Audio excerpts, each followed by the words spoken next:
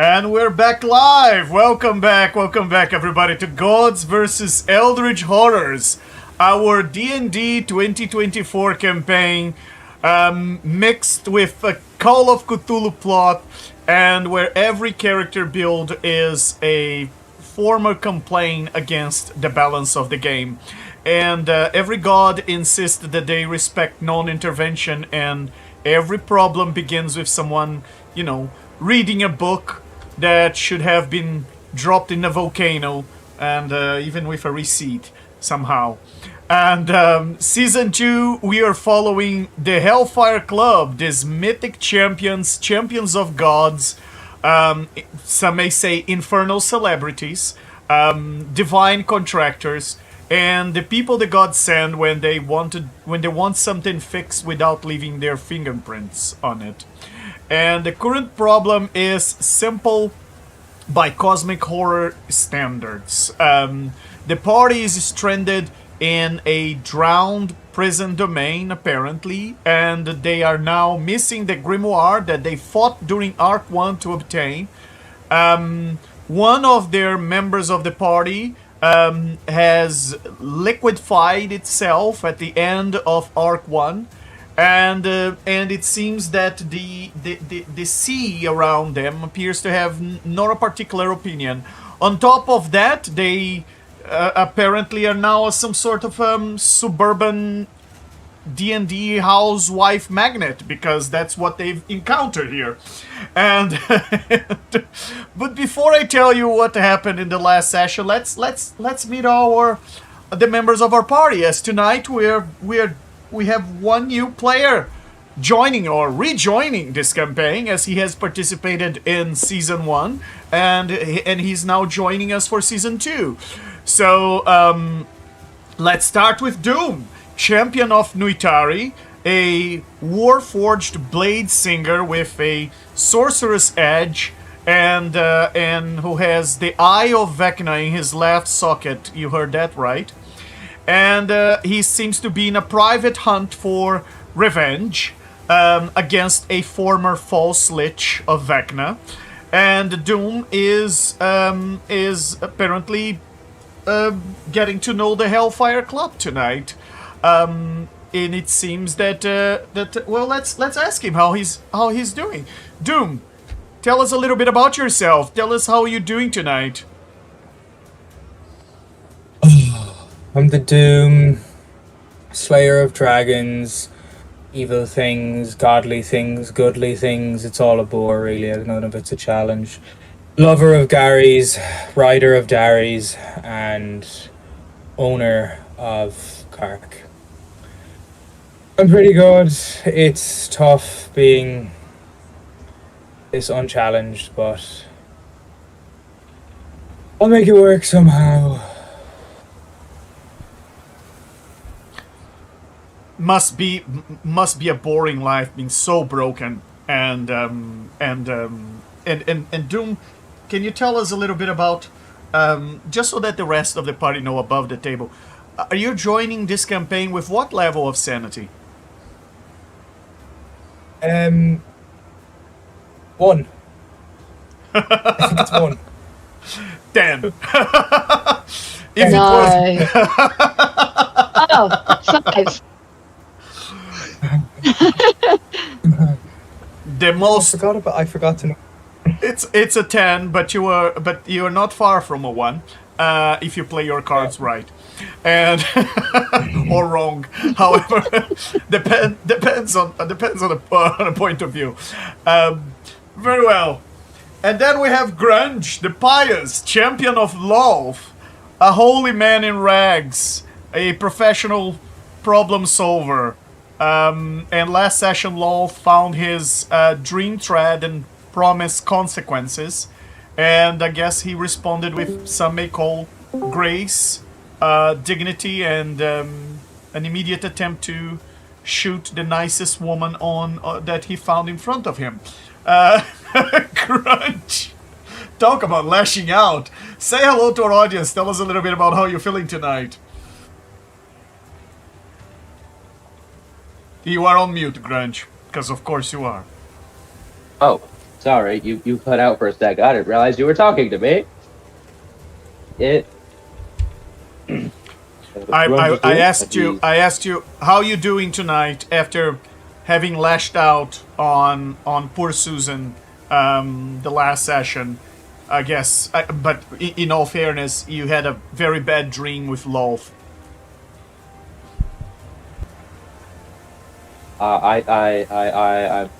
He sticking to his gun. That woman is definitely suspicious, very suspicious, and he's very suspicious about how she's too pleasant, and he finds it off-putting, and so going to watch her like a hawk. Very well, very well. I have to say, Grange, I find her suspicious as well. She's just too nice. She's unnervingly nice. And and then we have Gorbin Dibblethwack, our champion of Hecate, a former servant of Mistra has been found his rebound by being a champion of Hecate, and party's highest sanity score, which remains sentence in session. He drank an experimental poison prototype and briefly became a medical case study, and was restored by a random lady called Susan the Fighter that they've met in this strange wreckage of a ship apparently called the Providence, and she healed him. Healed his catatonic condition after a prayer to RN Jesus. Gorbin, say hello to our audience. Tell us a little bit about how you're feeling tonight, and have you heard the word of RN Jesus? Hey, I was doing pretty good. Had a drink. I gotta say, the sponge is getting better at his brewing. He had a little bit of a kick to it. I took a little nap, and now I'm making new friends. And yeah, hearing about this fancy new deity that doesn't really hold a candle to Hecate because she's the best. Hecate's where it's at. And I had a little chat with her. She gave me some good advice because her advice is always very good. And yeah, so all in all, doing pretty swell. Excellent. Have you learned something from last session? I have learned that sometimes you should probably wait for instructions before you do your shots, because some shots a little more kick to them than you expect. So it's best to, when you get a new drink, you should listen to the instructions first so you can do it right.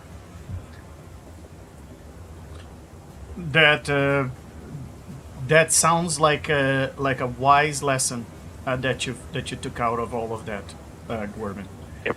Always I'm good very wise. Always good to read a I've bottle got of a whole mug full of wisdom.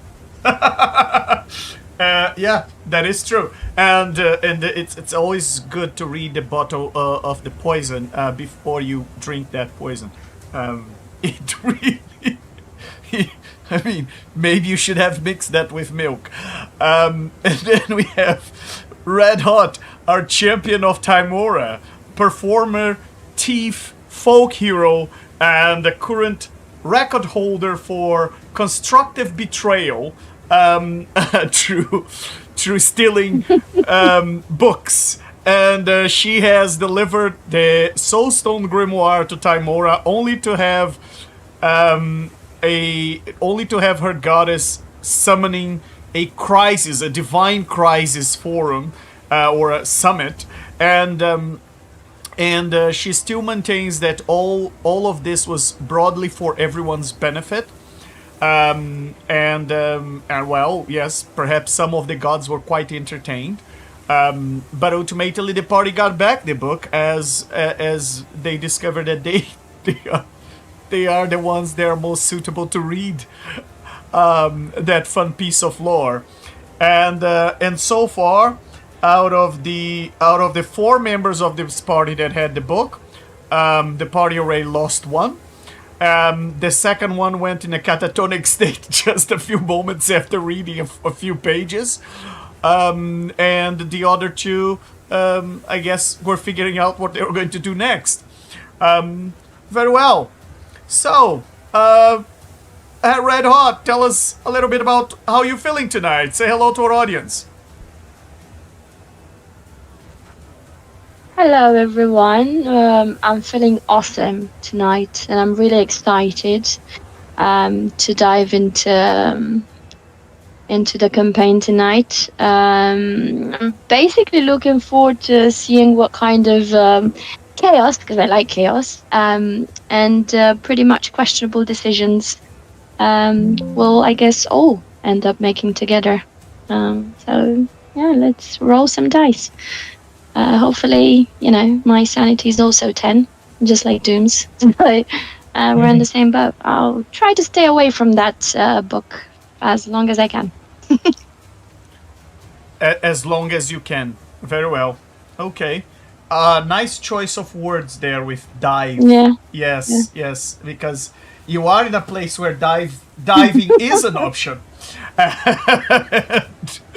as in the last session, the last session began with our party inside this cave that had something called the sleeping stone. The locals say that that's a stone with can cause you to have powerful prophetic dreams. And the party rested after they have lost Malefactor, the member of the party that vanished into this obsidian pool of black water. And the cave mist start to get more and more intense, and the book seemed to have stayed outside on the ritual altar, and everyone slept, which is in this campaign is just another form of poor decision making. And Grunge dreamed of black silk, drowned spiders, and Lolf's voice arriving through the mists. And she called him her little problem and reminded him that he lost the book and ignored her call, and left him with a wet cobweb in his palm, I guess. And at its center, a tiny spider folded itself into the shape of a key. Subtlety remains almost illegal in spider theology. And then Gorbin dreamed of Hecate's astral bar floating in a moonlit void. And her snakes and dogs watched the dark while she gave him practical advice. Do not trust every exit just because it's open. Do not trust every dream just because it tells you the truth. And stop teleporting when reality is already making that face. That is good advice. It was arguably the most responsible guidance anyone has given in this campaign, and which means that it was likely, it was or it will be likely ignored by the next episode or something. And Red Hot dreamed. Yeah, that is true. Red Hot dreamed of a city built on the backs of the poor. And the sea swallowed ledgers, crowns, vaults, and banners, while Cthulhu showed her a universe where luck becomes unnecessary, because the game ends. And Timora appeared defiant, flipping a coin that never landed. Then the coin stopped edge on, and Red Hot saw the goddess as an ancient, sea-worn statue. And Cthulhu did not offer pity, it just offered outcomes to Red Hot. Quite interesting. Quite interesting. And well, back in the cave, the party continue experiment with the sleeping stone, the orchids, the grimoire, and the usual Hellfire Club method of touch the interesting thing and then narrate the regret later. And Grunge decides to harvest the material from the strange flowers and created a powerful drink poison that needed time to settle or to ferment. And Gorb drank it immediately because Hecate apparently sponsors field testing, and he collapsed motionless and death-like, leaving everyone to debate whether he was dead, mostly dead, magically asleep, or just passed out, just Gorbin being Gorbin. And while Grunge tried to attune to the rod of resurrection, the mists grew dense, and Red Hot reached for the grimoire and found only black sand on her palms. The cave dissolved into salt air, crashing waves and jagged peaks and bloodstone statues and the deck of a shipwreck. The party had been carried to a crescent-shaped island, standing among wrecked versions of the same ship. A toppled sign on shore revealed one word: Innsmouth. Then Susan appeared. And Susan the fighter introduced herself, offered the party some dry nuts, some maternal concern, and the kind of wholesome energy that makes assassins very nervous and uncomfortable. And Grunge immediately tried to shoot her, but her shield produced some sort of protective bubble that blocked the attack, even being a nat 20. And Susan responding by worrying about Grunge and his mother and his relationship with his mother. She later also healed Gorbin and cleared his poison condition and all the penalties that were on him, and introduced him to the word of RN Jesus, and also into, I guess, the theology in this campaign, and established herself as either the nicest person here or perhaps a quite sophisticated trap that this island may have produced. I guess we'll figure that out together. And where we stand now, we return to the wreck of the Providence, where the party is surrounded by violent surf, broken peaks, duplicate shipwrecks, and a drowned island full of... I guess we'll figure out what it's full of. And the grimoire is gone. The party remembers the book, but it's probably still back in the cave. They have no idea how they ended up here, but maybe the mists have something to do with it. Gorbing is awake, Susan still smiling, gently, and Grunge is still suspicious, and Red Hot still missing the book. Malefactor remains gone, and we return to the island. Let me bring you there. Let me bring you to the view outside of the ship. This is what you were looking at from the deck of the ship. This island covered in... The sky here is this constant aurora borealis twilight looking.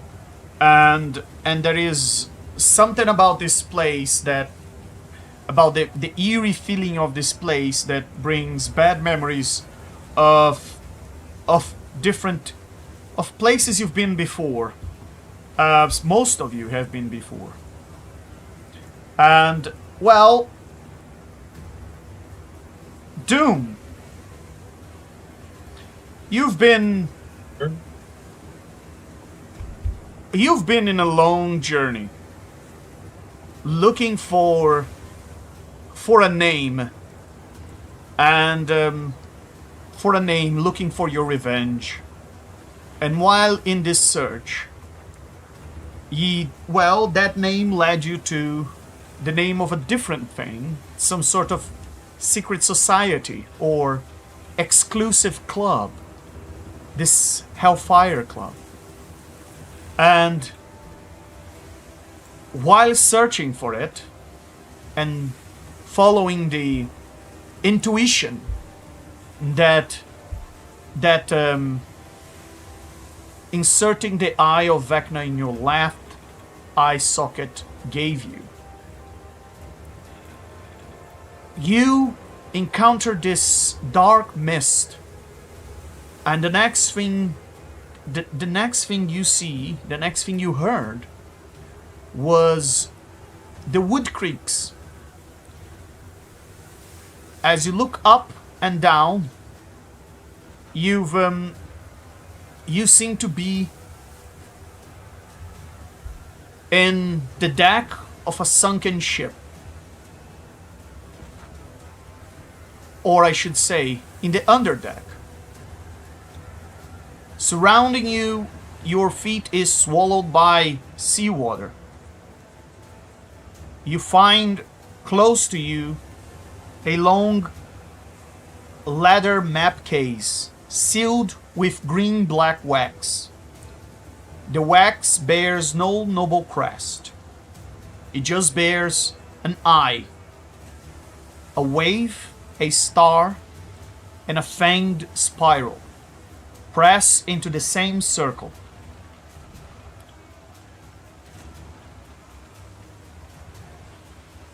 You have no idea how you've been brought here, but you can hear the sound of voices outside over the sounds of the the sea crashing against the sides of this ship. The ship doesn't seem to be sinking. The salt water is not rising. You've looked through the window and you can see the sky in the distance is a different color. This strange twilight swirl in the clouds.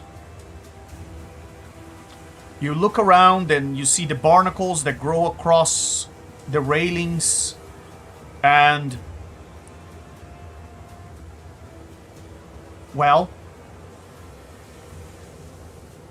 you seem to be inside a sunken ship, the wreckage of one.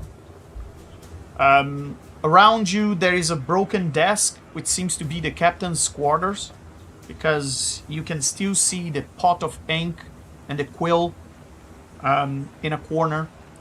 The whole place is inclinated, and to get out of here, you either punch your way through the ceiling, or you're gonna have to dive into the seawater. The only thing dry in here, hanging from the ceiling, from a hook in the ceiling, is this leather map case. Everything else seems to be covered in either seaweed or dust.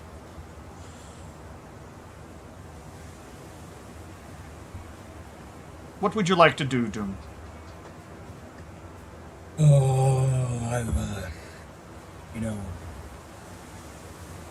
I know there's nobody here to talk to, but this really brings up old trauma of when that damn goblin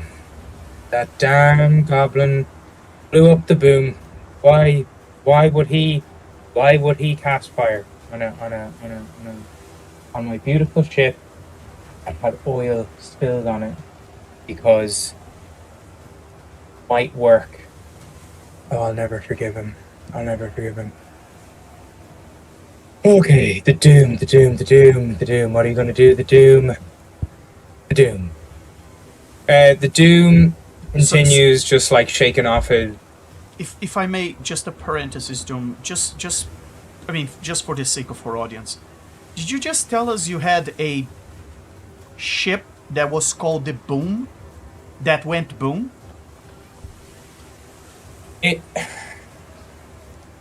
So the reason, audience, I had this ship was because I am the Doom, and I make things go boom, and I'm the closest thing to a delete button that there is, and I needed a grand ship to cater for my immense ego, and The boom was great. I had a crew. There was oh my god, what was the crew on the boom again? There was elephants. I had a whole zoo. I had a whole zoo of animals. And they were all called Gary. And I had slads of all different colours and sizes.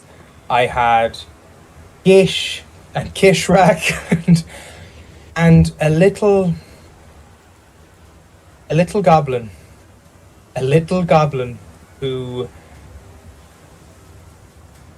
I can't talk about it anymore. It's too painful. But as well as in my search for a certain hand, I need to find a certain replacement ship. So as the Doom... but yes. The boom was meant to make things go boom, but in the end the boom went boom itself. So call it dramatic irony, folks. And as Doom continues to revel in his...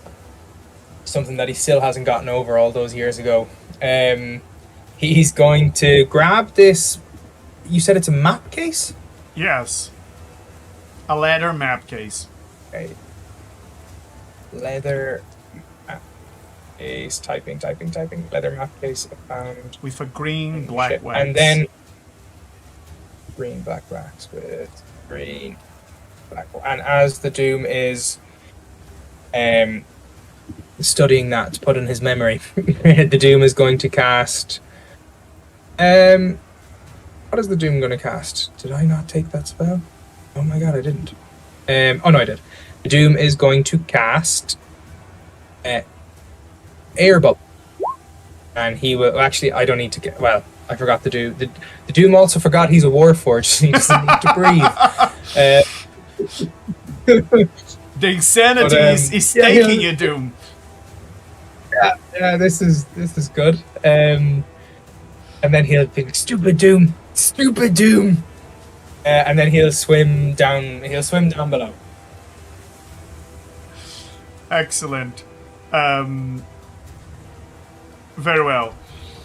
As you, as the rest of you are outside in the Providence, you hear the creak of the ship, and something is moving in the water. And Susan is the first one to notice, and she turns to the rest of you and she says, Oh my, I think there's something moving in the water.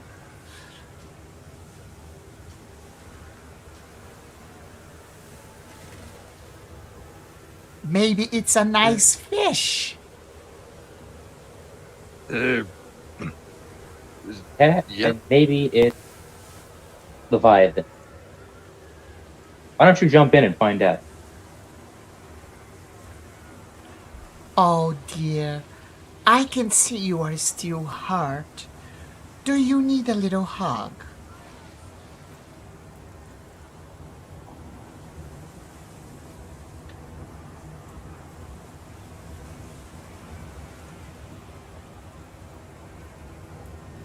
that was directed to you, Grunge. Yeah. Yeah, he didn't answer. He doesn't respond. And swimming up from the water across the shipwreck, you see this Warforged, very well dressed in wizard robes, just swimming up, carrying a map case on one hand, and a staff on another. Besides the seaweed and the disgusting water that he's covered on, those are quite good vestments. Red Hot and actually just Gorbin. Gorbin, roll a perception check for me, please. Perception. Boom. And this is visual based, I assume? Yes, absolutely it is. Alright, so I'm rolling with advantage. Boom.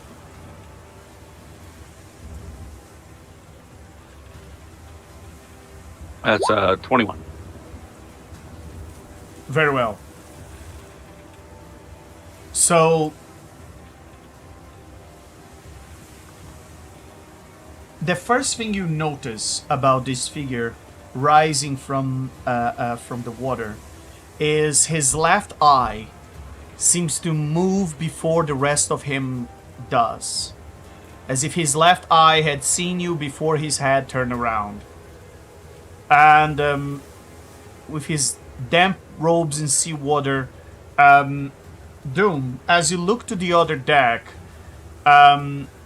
you can see there are 5 individuals there, twin elf girls that seem to be wearing the same clothes, the same type of clothes, slightly different gear on both of them, and you've noticed one of them is a simulacrum.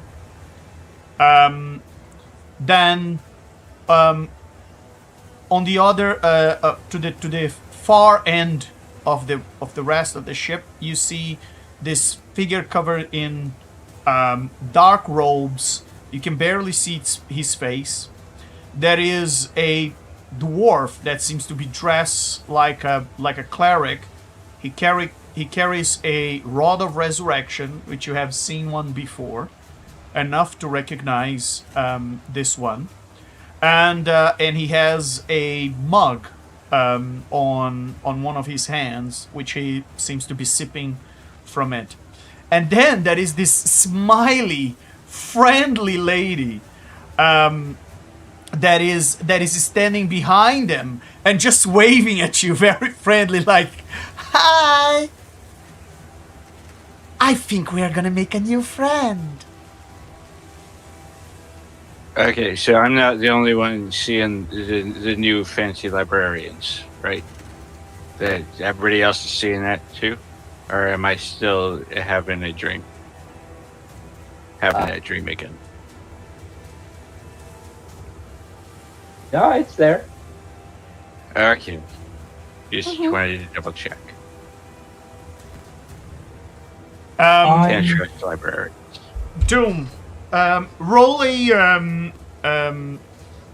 a perception check yourself, please. Perception. I'm on a black screen at the moment. Very well. Let's let me. let's fix Why do I have that it back? because Oh yeah. Is this a hearing or sight? it is hearing. Hearing. I have advantage. Very well. You should be no longer in a black screen. 30. Very well. I am still in a black screen. Still in a black screen. I'm completely zoomed out and can't see anything. Can you refresh your page for us, please? Yep, will do.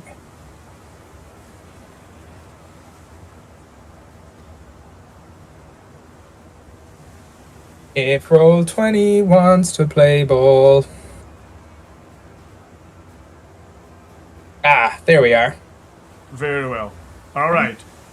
So, as you raise from the water, the first thing you catch is as the lady that is now waving at you, her voice, which you recognize, you overheard her saying, So what is this Hellfire Club of yours? Is this like a nice book club?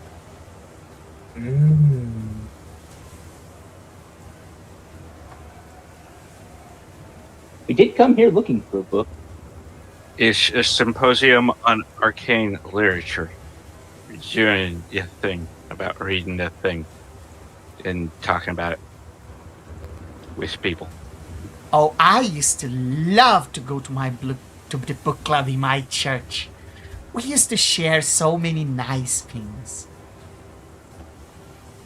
Would you like some suggestions of nice books? Always. and she reaches into her bag of holding, and she pulls this tome, It's a black tome, a black letter, and it has golden.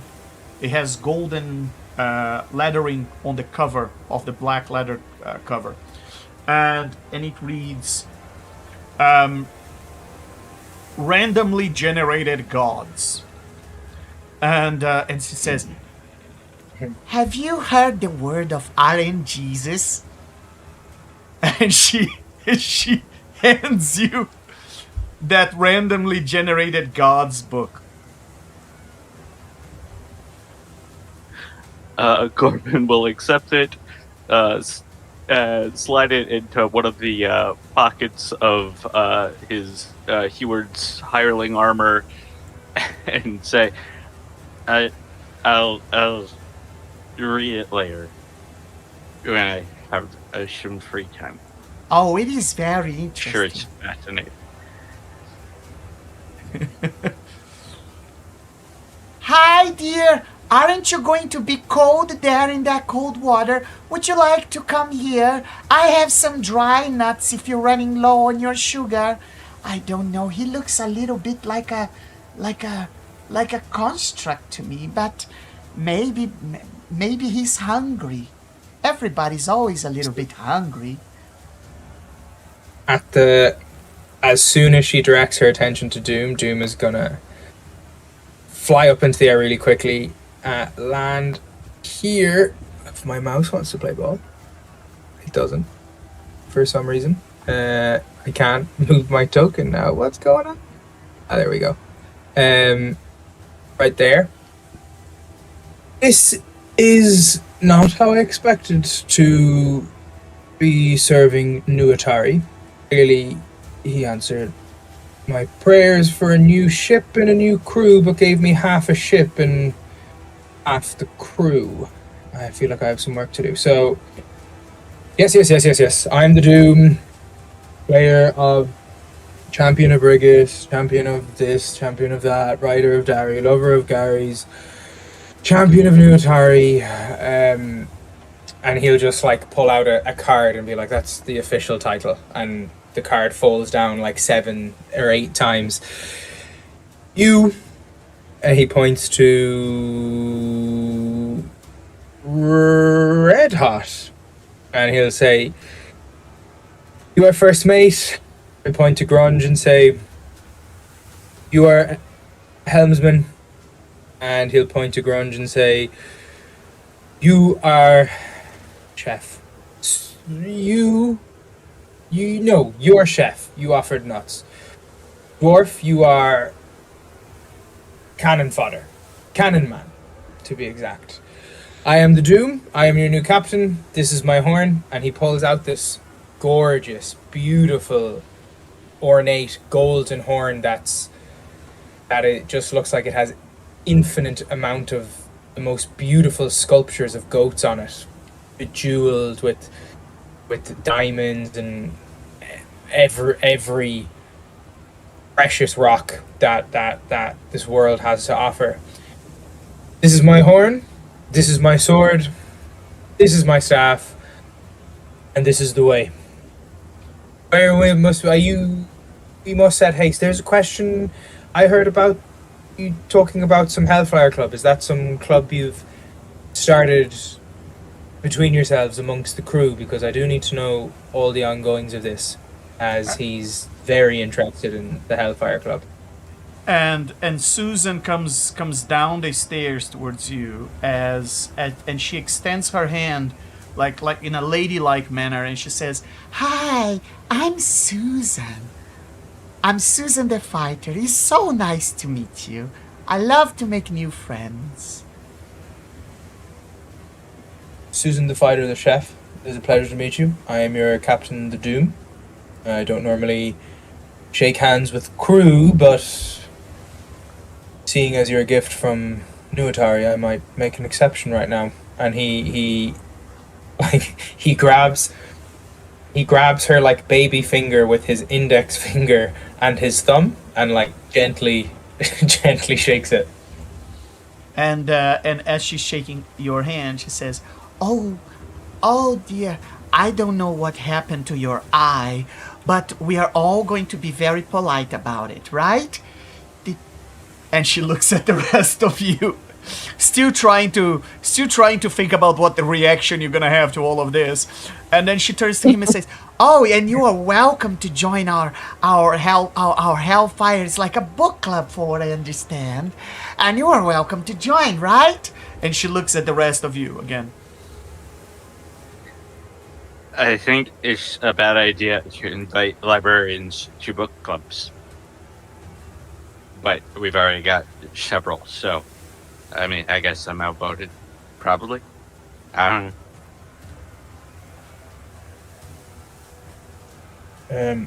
Excuse me, first mate, Red Hot. Why is the helmsman referring to me as a librarian?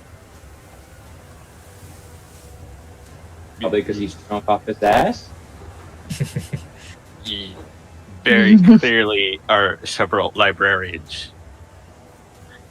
I can tell by the looks of you. You got the thingy-majig there, and you dress very fancy. You got big librarian energy.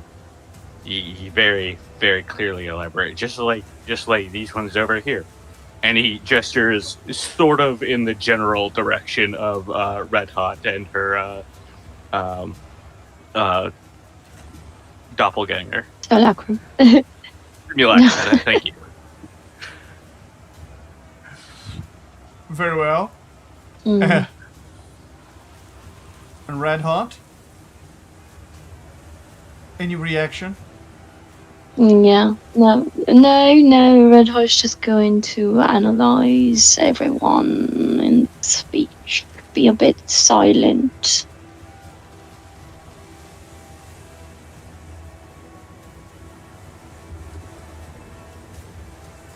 Grunge? The dude. I'm sorry. Grunch is going to say, yeah, let's just pick up more random people to in the middle of this abominable land, and because that's definitely the priority, and not getting out of here and finding our stupid book. I need that book.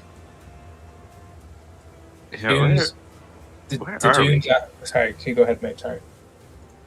Oh no, that was it. The Doom's eyes roll back, and he says, "Well, one eye, as the other eye is he's now understanding what's going on." He's like, "Oh no, you're not my crew. I can sense power from you guys." Oh, and he looks at Grunge, and he says, "A champion of someone by chance." He looks at you. He looks at the others. He looks at you and goes, "Buddy, you don't even know." Oh my god, what has Minotaur done? So, and he looks at Grunge and Gorbin, pardon me, and he's, "Oh my god, where he, I can't say, we're equals, we're equals." Oh god, miss. You are clearly a librarian, so I wouldn't go that far, Oh my because I god, don't trust or respect librarians. I'm an equal with someone who thinks I'm a librarian. But I do serve the Lady Hecate, and she is a better deity than whichever one you serve. So, yeah, it's just kind of how it is. You,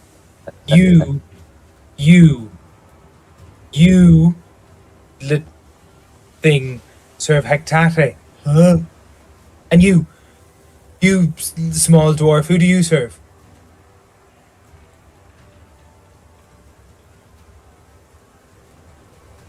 Wait, what? That That is the small dwarf. That is the small Oh, dwarf. sorry, I was Gorbin's the confused. dwarf. Oh my god, I thought Gorbin Gorb was... is the small dwarf. Yeah. Apologies. He looks at Gorbin and says, "And you, who do you serve?" I think you mean grunge there. Yeah. Oh my god, I'm There so are too many confused. people with G Right, names, yes, apparently. grunge, yeah, Sorry. grunge. Yeah, he looks at grunge. Apologies, yeah. Very well. Grunge. Who do you serve, Grunge? What are the chances that there's a spider near me? Oh. Just You can look around. pretty high, I assume, at any given time. So I'd like to throw one at him.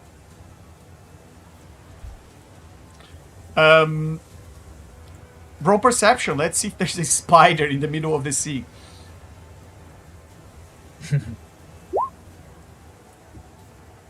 There are no spiders around. Sort of rough barrel. Not even a crab for you to, which would be the closest thing here. It counts. He looks at him, and he goes, "Wouldn't you like to know?" Oh no, what have I done? I'm the doom. How have I thought? I sat at tables with the most powerful in wild space. I was the weapon created to bring peace and order and chaos and terror to I'm here with someone who thinks I'm a librarian, Hi, a madman. and I am Susan, and I serve Iron Jesus, Susan the Fighter, And you're and it's Susan. very nice to meet you. I'm here with someone called Susan the Fighter. And I'm the Doom! Oh, it's a very nice to meet you, Doom. You seem to be very important, I can see, yes. Well, clearly not. Oh dear, would you... I mean, you look like a sweetheart to me. Would you like some pet almonds? I think I have some left here, or some cashews. I mean, it's not very good to go on an adventure with an empty stomach, you know? I'm a construct, Susan. I don't need to eat. May Corbin I is gonna ask, stumble his way. why do you have a bubble on your head? Because I'm a construct that thought he needed to breathe. Oh, you Corbin are a bit stumbles over confused. to Yes, to Susan. do and pulls out a bottle of pulls a bottle out of one of his pouches, hands it to Doom, and says, pats him on the shoulder and goes, "You seem to be having a bit of a rough time here. So here is a token of goodwill. Have some of this." And he hands him a bottle of Gorbin's special brew. Grunge will say, "I wouldn't drink that unless you want your time to get much worse." Oh. Crazy It grunge. probably just rushed up your circuits or something. There is absolutely zero chance that I even considered taking whatever this is. And he looks at the bottle, and he looks at Gorbin and say, "From whatever that is, don't worry." But, and he'll look at Gorbin and say, "Yes, okay, thank you." And he'll quickly look to Susan and be like, "Does he understand?" And he puts the bottle in his bag of holding. "My name is the Doom."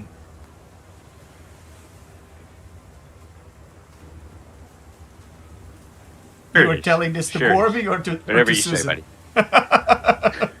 Hey, Gorbin. Corbin.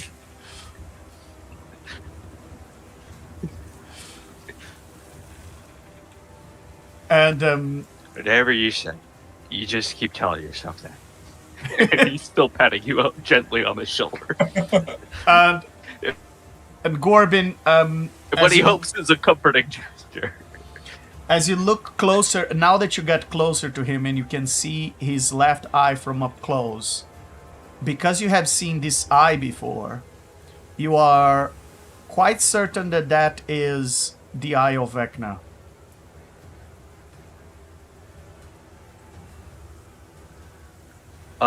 And above the table, because me as a player, my memory is a bit foggy on exactly what all that actually implies. Can you Well, give me a quick overview on that, or what Corbin would know about that, or do I need to make an Arcana check? well, you've known You said that he's familiar with it, so yes, Gorbin, you don't need to roll an Arcana check. In the background we established in this timeline for this Gorbin, you've been in the fight that destroyed Vecna. So you're Right. surprised to see the eye of that creature in someone else's head. I'm asking more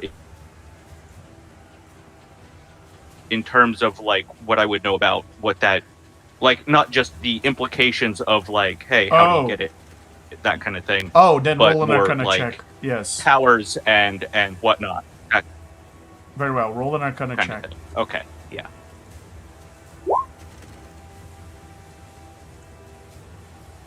That's 27. Very Yeesh. well. I rolled a 2. You know that that's an artifact, a powerful artifact. It was actually created in the previous time someone destroyed Vecna, not the latest one, the one before that. And is an artifact that, in order for you to attune to it, you have to replace a part of your own body. Some say that it is a treacherous item that may influence those who wear it, and you know that you gotta be evil to wear this. You definitely gotta be evil in order to attune to this item, which gives you kind of an insight on the sort of creature the Doom is. But you are familiar with evil creatures yourself. After all, you had a sort of a devil in your team. I mean, and it's not like Grunge is an angel. And in all fairness, doesn't judge. Yeah, in all fairness, Red Hot also has her fair share of stealing and doing morally reprehensible things. And what else do you know? You know it comes with... No. I go for a good cause. You know that it comes with a number of things, and there is the eye and the hand, but you're only seeing the eye. His hand seems pretty normal. You know that this likely has is not something that is not something that is weak. It's likely difficult to be destroyed, like any artifact, like your mug. And comes with a number of powers that you would expect Vecna to have, and you may even think this even has X-ray vision or something like that. Maybe you can see through walls. Maybe you can see your underwear, for all you can tell. It is something that draws its power from what once was the most powerful lich or the one that claimed to be the most powerful lich in the multiverse.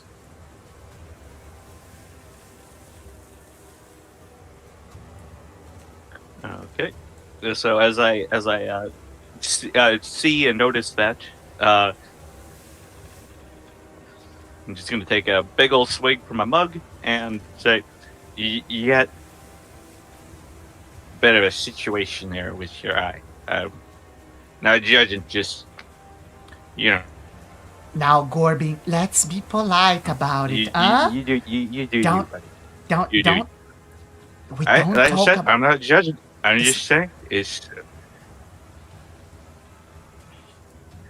I'm not talking about it. I'm just pointing it out. It's I got some healing spells.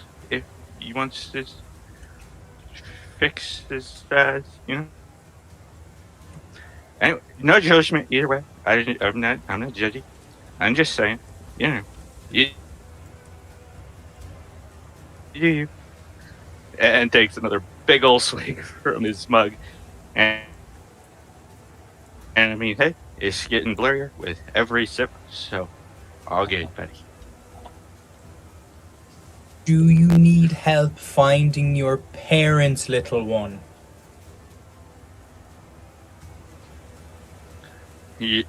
My parents are in a mountain Oh, far away. They're Okay. doing Yep. fine. They're doing great. Yeah. He looked to Susan. And Why be did like, you ask?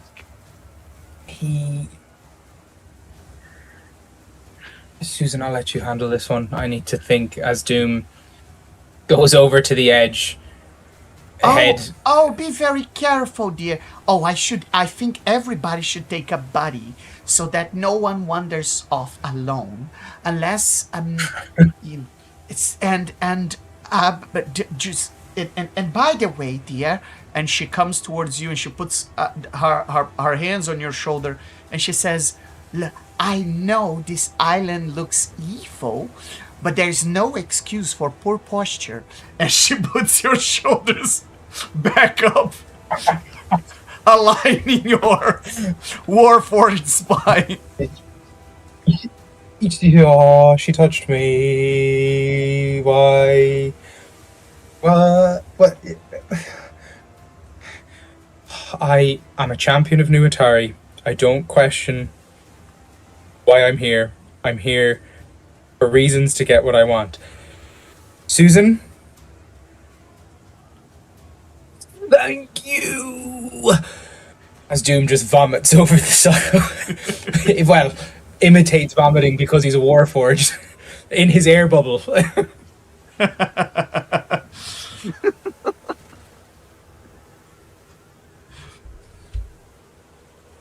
Oh, that's nice, dear. That's very nice.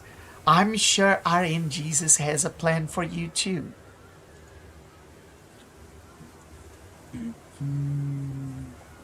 I bet he does. And she comes towards Gorbin, and she looks at you, Gorbin, as you are drinking the mug, and she says, Oh goodness, would you? That never empties, that mug of yours. Now that's very interesting.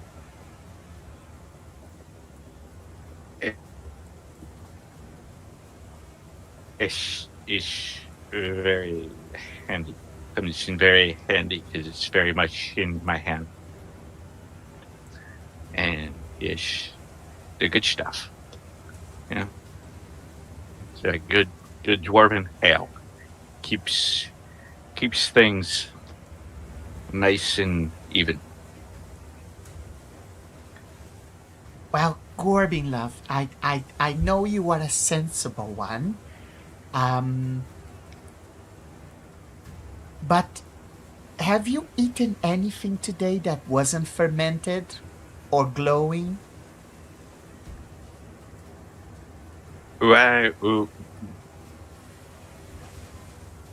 Yeah. I'm sure Why Hecate would would you do that? like you to be well fed and well taken care of. and she's saying that while she's pulling what seems to be a blanket from her bag of holding, and then she comes towards Doom and she puts the blanket over your shoulder. Doom says, There, dear. So you don't feel very cold. You seem a bit damp. I'm a warm. I'm a warforged. I don't feel the cold. Please stop touching me. Anyways. Hellfire Club.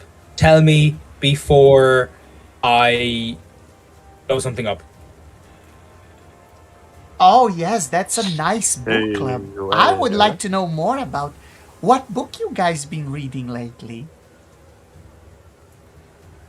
Me, the stubby one, and the one with sticky fingers are here to reacquire a book we lost.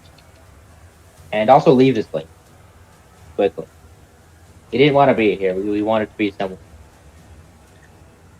I'm It's supposed like, to give a speech. Place stuff. I don't know if you've noticed, but there are no bugs, no spiders. Don't recommend. Unnatural. It's very suspicious. I think we should leave. What? Before we leave, what other members are in this club? Is it just Red Hot and The her short simulacrum? one and the pretty one, and that's it. That's it. Grant, Absolutely. roll an intelligence check.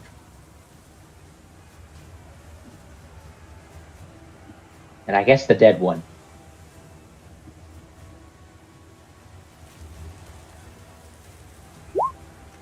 Very well. Grunge, you would remember that, I don't know if you're trying to deceive here, but you would remember that the Hellfire Club has everyone that has beat that challenge you guys beaten in the Hellfire Dome. So you have been invited to enter the Hellfire Club as a reward for having beaten that challenge, and the reward was you've joined the club. Very exclusive, and so there are other members, and you would know at least a handful of other members by having been in the club for what seems to be a few years. Gorbing is not in the club. It's what's you, Red Hot, and Malefactor that were in the club. But roll a. After all, Gorbin's an external consultant, and in relation to that book, He's an honorary member. roll a d12 for us. Let's see how many other members of the club you have heard of.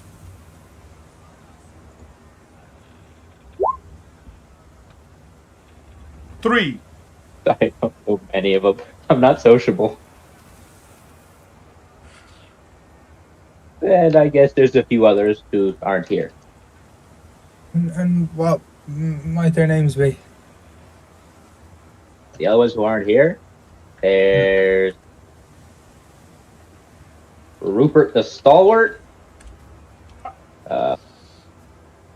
John the Evergreen, and Linda the Grey. Roll deception, Grunge. Versus my insight? I mean, against your I don't know. insight. Like, I have no idea what their names are. I'm just making them up. So I know 3 members. That's the, like That's not great.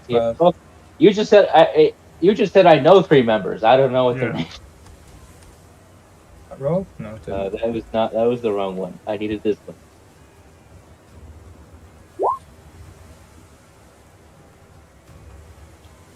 Yeah, you roll perception. You Oh, should roll wait, deception. Yes. No, I did. It just didn't roll properly. 1 second. Let me Very do well. this manually one more time. You just gotta beat a 13. 29. Very well. Is it not coming through? It's not. Doom, those seem It's coming like. through on D&D Beyond. Oh yeah. But it's not coming through. Hey, those could be Those their name.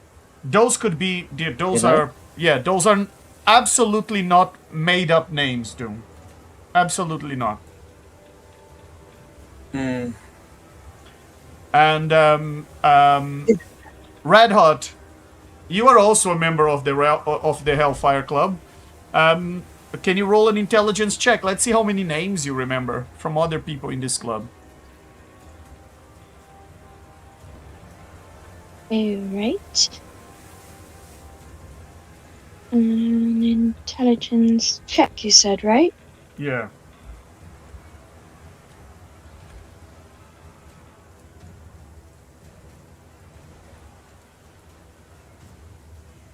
For some reason, I'm not sure why it's not rolling.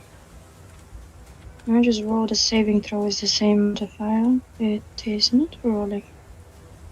Yeah, Oh god, something happened there. it's rolling on D&D Beyond again. It just, for some reason, not showing up on Roll20.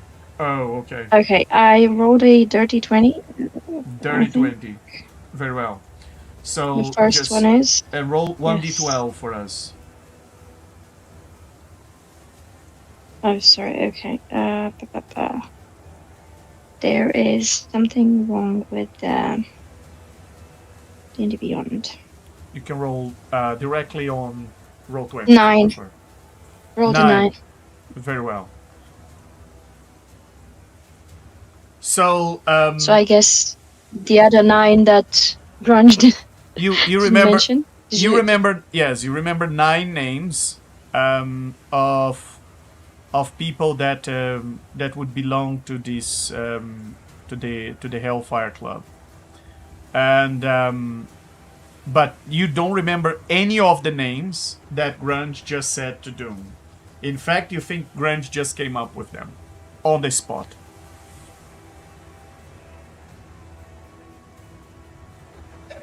Okay.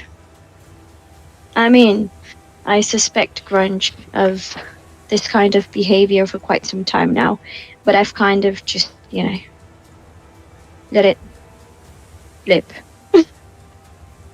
And you, Red Hot, do you know of any other members and their names? A legend, how many did you say there in total? 9. Within the you remember at least you Hellfire met Club? at least 9 other individuals in the Hellfire Club. Out of? Out of you don't know how many. Oh, okay.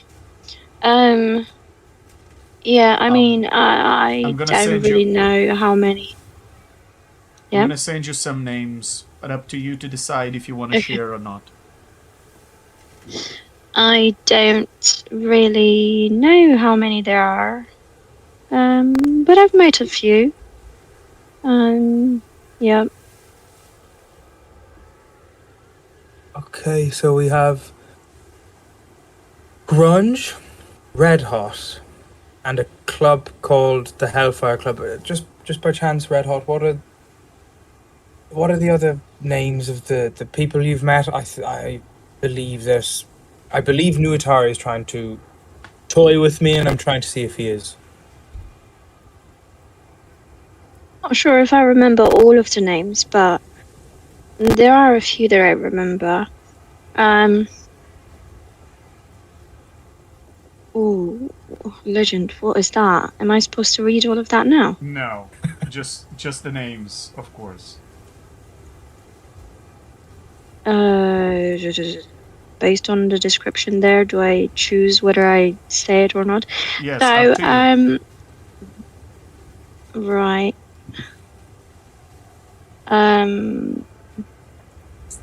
There was this guy, Shambrel Bane, something like that. A bit of a psycho, if I may say. But what happened there? I mean, considering the amount of demons you have to kill to join the club, I'm not surprised that the people who are in it are crazy.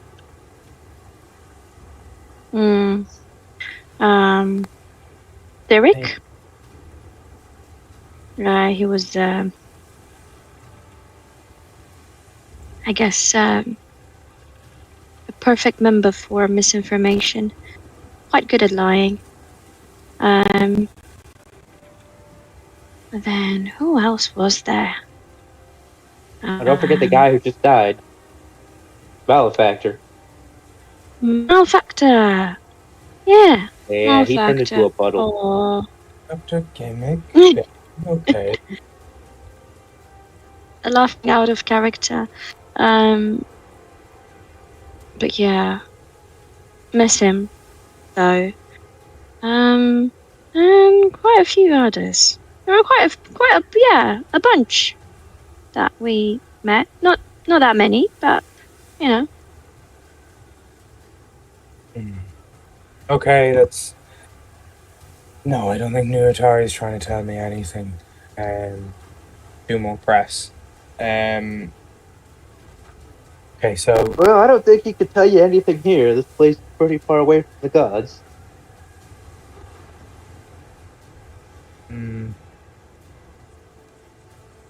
So, Oh, I remembered another one. God of Runic Necromancy. His name was Grimshaw, I think. Scrimshaw. Sorry. Does Oh. that ring a bell?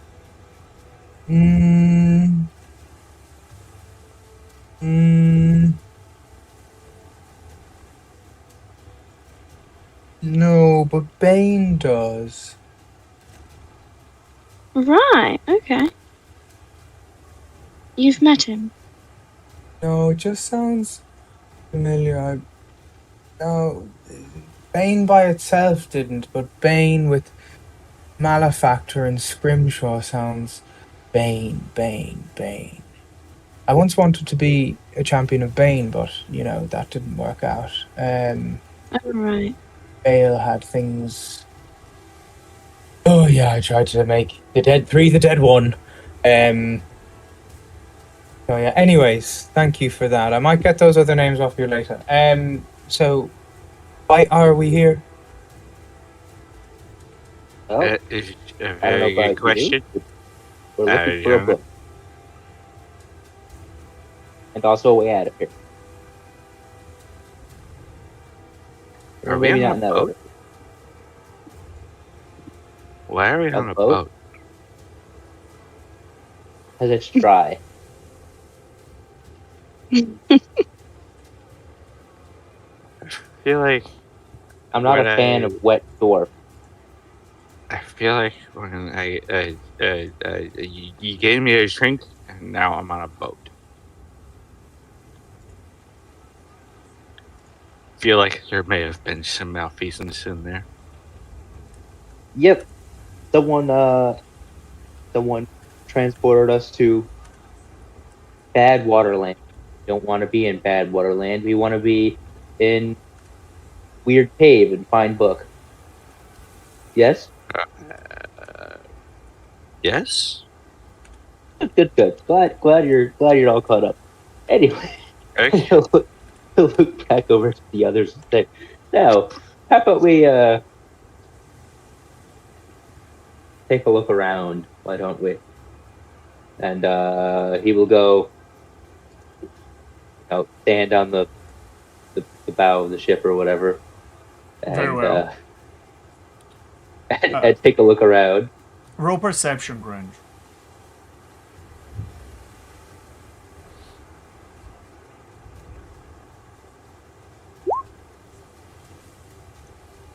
That one worked. Deception Grange. doesn't, but perception worked. Very well.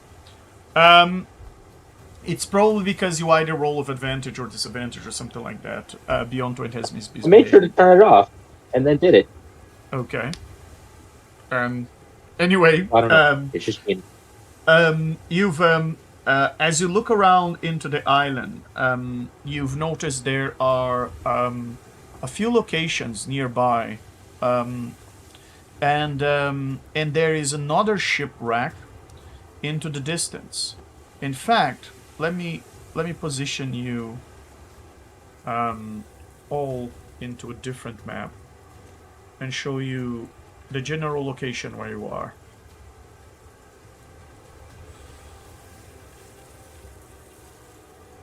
So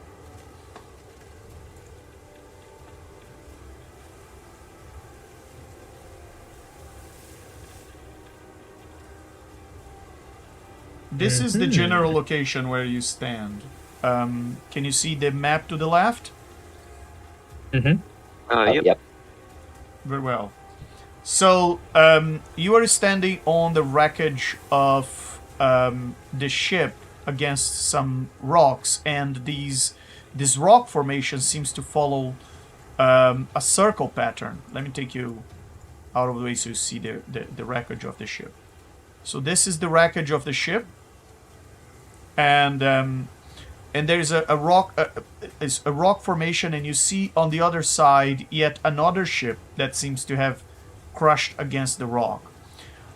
In the middle of this rock formation, there is yet another abandoned island, and you can see this massive platform that goes what makes like a tower, almost as if it was a one side of a ziggurat.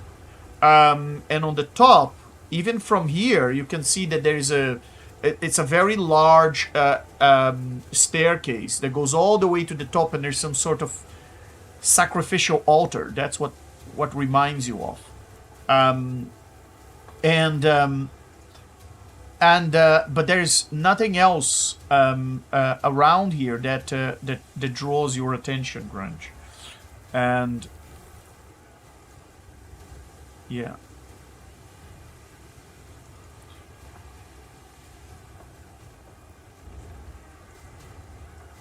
And you see into the distance the island. And from here you can see there are some structures in the island into the distance, but it's quite dark and there is mist. So you can distinguish some shapes, but not much from this distance. And it's you estimate that from the location where you are to the nearest shore is about 5 miles, 4 to 5 miles.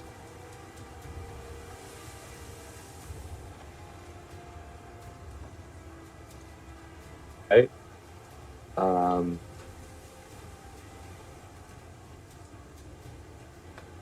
So, do you think we need to go to the center with the big monument altar thing? Well, that is about each square in that map is 100 feet. So we have call 1, 2, 3, 4, 5. Yeah, it's about 600, 700 feet away from you. That massive platform. It goes higher than the ship. So from up there, you could probably have a much better view of the shore and everything else. And Grunge, since you rolled 22 on perception, you've also noticed that this ship has signs that there were other people here. You've noticed that you notice Providence on the side of the ship. You've noticed that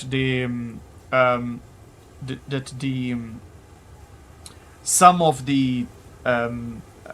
the decorations in the ship have been put together nicely. There's some seashells close to where you're standing on the floor that seem to have been, just aligned neatly with each other. And as you look around, you see your friends have everything on them. You see Doom carrying a map case and his gear. He's all wet. You see Susan with her shield, red hot. But none of them seem to be carrying the Soulstone Grimoire, which you have left behind, apparently. Or someone stole when they transported us here. Or that. Yeah.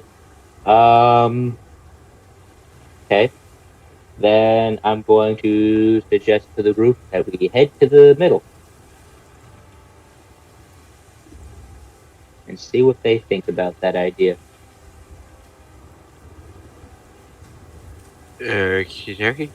Yep. Seems reasonable course of action as any other, I guess. Sure. Let's go to the big tower thingy. Right? And since he's gained agreement to his idea, he is going to pull out this thing. Broom of flying. He has a flying broom. Very well. I am more than capable of ferrying everybody over. Doom drifts up by himself on his own, and I will travel on my own. But thank you for the offer.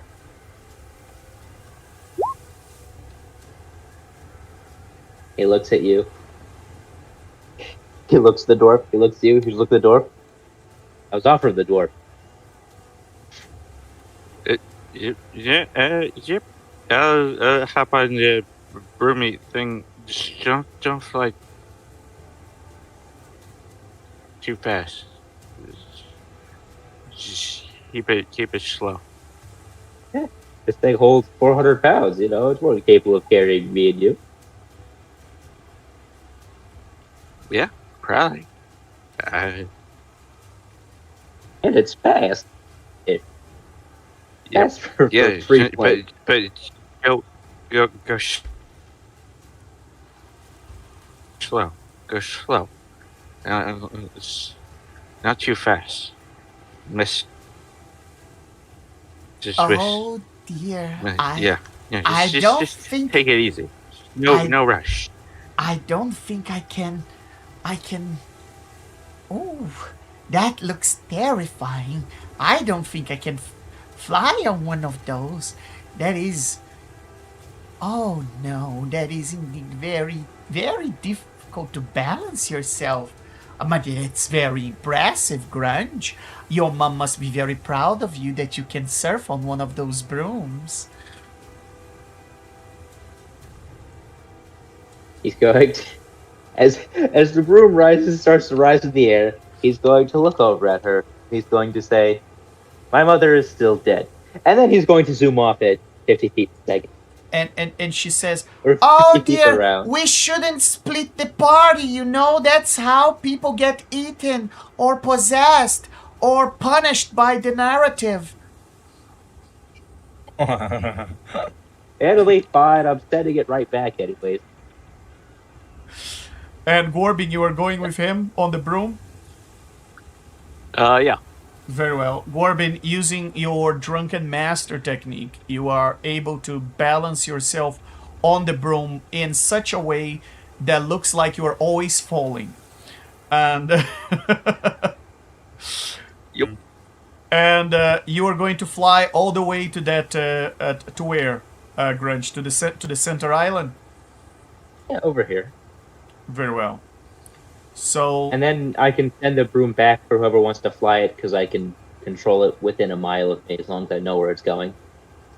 very well. As you approach with the broom, it starts to become more and more clear that this place looks like a toppled monument, and it has some marks and that resemble some of the statues. They're sculpted in stone in the mountains into the distance in the island. On top of it, you've noticed that there is a ritualistic altar. And as the two of you approach, you notice that this altar is etched with some bizarre runes, outerworldly symbols in design, and both of you can roll an Arcana check to see if you recognize some of these symbols. Now, this altar is about 100 feet high, so it's quite tall. These stairs are quite steep, and they head all the way up. And I brought the two of you right there on the top of the map, where you are landing. As you reach, there is an abandoned, still, there's a ritualistic knife, some melted green candles, what seems to be some sort of empty, a little empty container, a small container should that has the remains of some sort of dust inside, and the knife still has what seems to be ichor on its blade. Besides that, this place seems to have been abandoned for quite some time.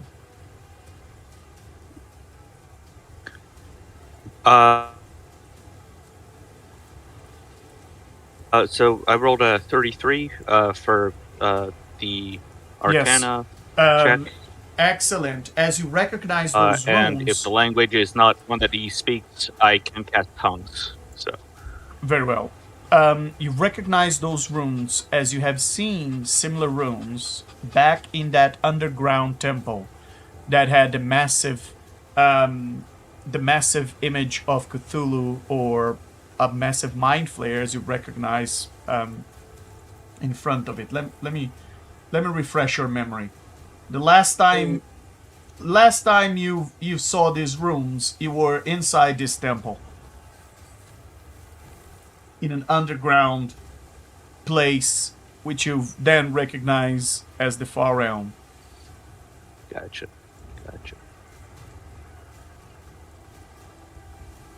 Little flashback for you, and for the rest of you, what do you do? Red Hot, Doom, you just see Grunge and Gorbin landing into the faraway distance. What would you like to do? Well, Doom can fly, so he'll fly over and say, and before he leaves, he'll say, "I'll make sure." Can Doom fly? Doom can fly. He has 30 feet flying speed. And the broom will he'll send the broom back over so the others could get on. Very well. And Okay, I could use a free ride, I guess. Thank you. And Susan is afraid. She says, Oh dear, I don't know if I can balance myself. I can help you. Oh, aren't you such a sweetheart?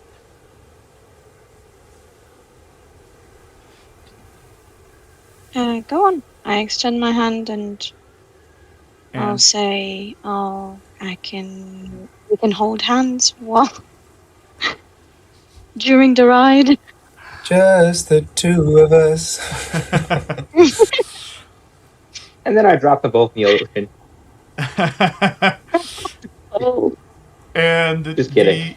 doesn't take long until the four of you arrive at the Would be funny though. as the I'm four sure of Grunge you thought about arrive it. at that altar and meet the others there, about 700 feet from your original location. And as you land on top of this altar, you now have a vision of the island, and the island is shaped as in this crescent shape, and you have no idea where you are. What would you like to do here, guys, now that you're having quite a nice view? You also notice that there is indeed this tentacle visage of a creature that reminds a mind flayer with extra eyes, many more tentacles in its face, and some wings on the side. It seems that it seems like some sort of toppled monument or ruins. You can see the seawater beneath you, and it's as if this island had been partially swollen by the sea already.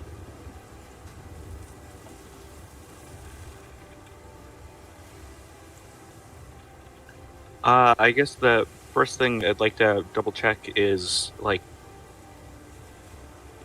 can I discern, like, the actual meaning of the glyphs that I read?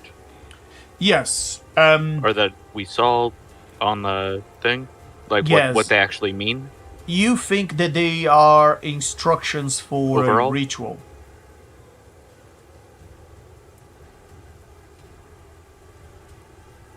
You think they are instructions for a ritual, yeah.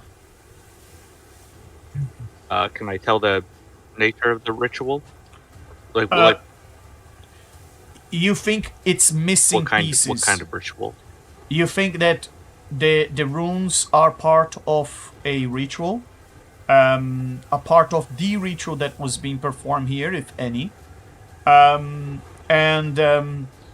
you think that they describe some sort of ritual. You think it's based on your experience and on your knowledge, your previous experience and on your knowledge of these rituals. You think it's some sort of summoning ritual, or conjuration or summoning ritual of some sort. But the instructions are missing pieces.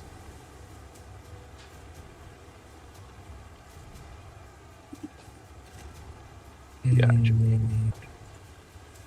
I'm gonna relate that to the group. This is clearly some kind of a altar for doing some kind of a thing that is probably a bad idea, just based on past experience. Because I'm looking over there and seeing the squid face picture thing that's ringing some bells. I think probably ought to not do whatever this is. It seems like a bad idea, because last time it was for making a giant mollusk that was very rude. You mean the undead one? Remember fighting a giant undead squid guy? Yeah, that's the one. You were there. Yep, you remember. Yeah, not fun. He smelled funny. Not fun. Let's not do that again. Doom, Agreed. you have no idea what they're talking about, but as you are looking into the island, into the distance, through the eye of Vecna, you've noticed that everything has two outlines. The shape it wears now, and the shape it had apparently in the past. You've noticed that you start to see as if the reefs around you and as if the waves crashing against the reefs are somehow moving backwards, as if someone was rewinding the waves. You are struck with the vision of a town that burns and then it rebuilds in the same blink of an eye. In the distance, then you see a lighthouse that shines. And then beneath mountains, you see a skull, a giant skull, from a creature that is not a humanoid. And suddenly eyes start to glow in that skull. And in a blink of an eye, they're staring at you.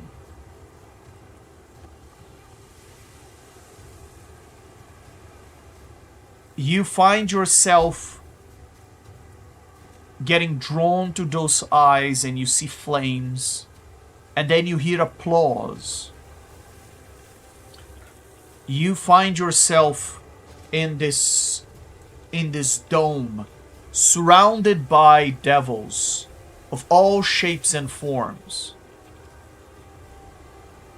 You see in front of you a lich, which the bodies are carved with runes and bones that turned into scripture.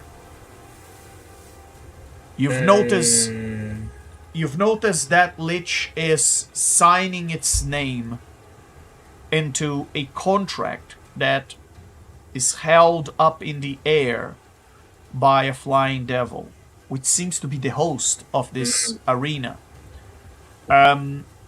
As it's signing its name, you take note of it as it signs Screamshaw in Inferno.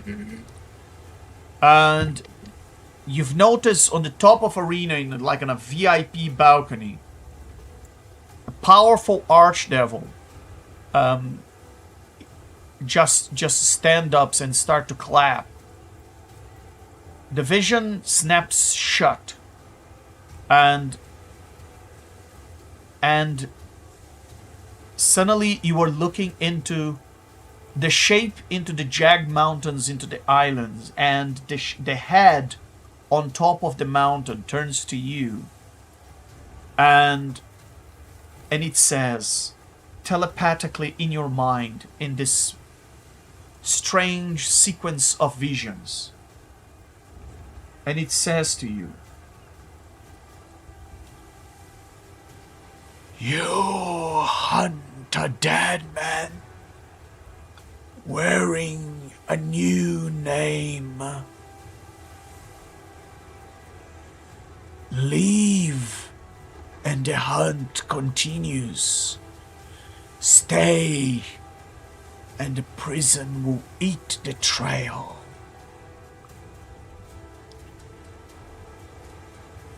And then, for a moment, you can almost see an eyelid in that skull carved into the mountains.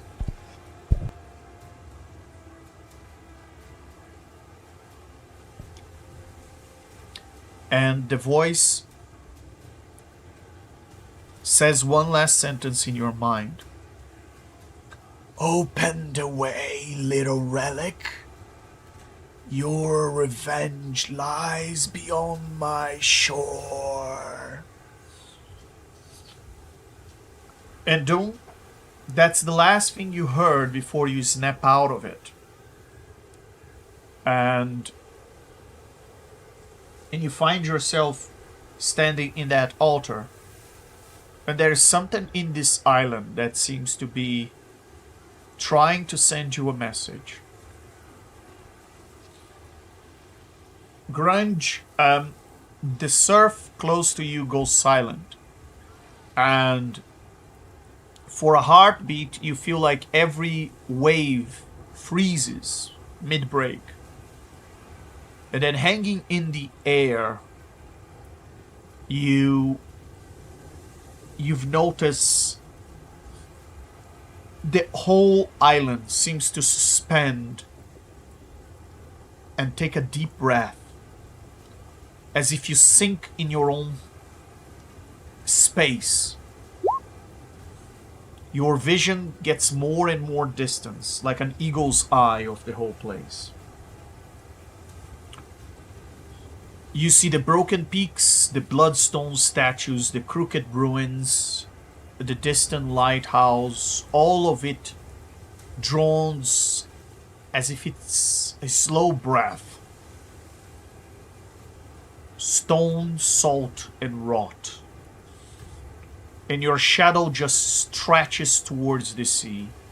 The sky darkens, and behind you the clouds just seem to freeze.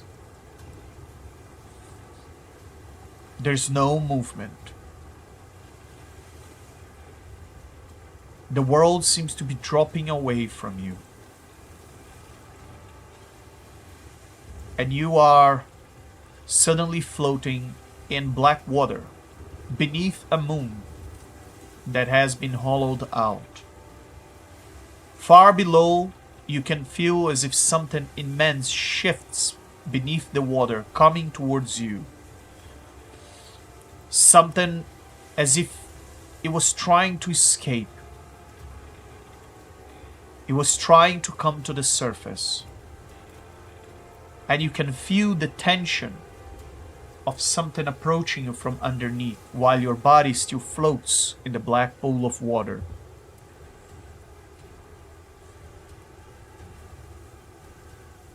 And then a voice enters your mind. You came from beyond the wall? 4 months and 4 mouths speak parts of the way. 4 broken prayers, 4 little keys. Gather them and the door opens. And you sense something enormous just pressing against the surface of the water beneath you. You don't turn your head to see it. And the last word you see before snapping out of it is, "Open!"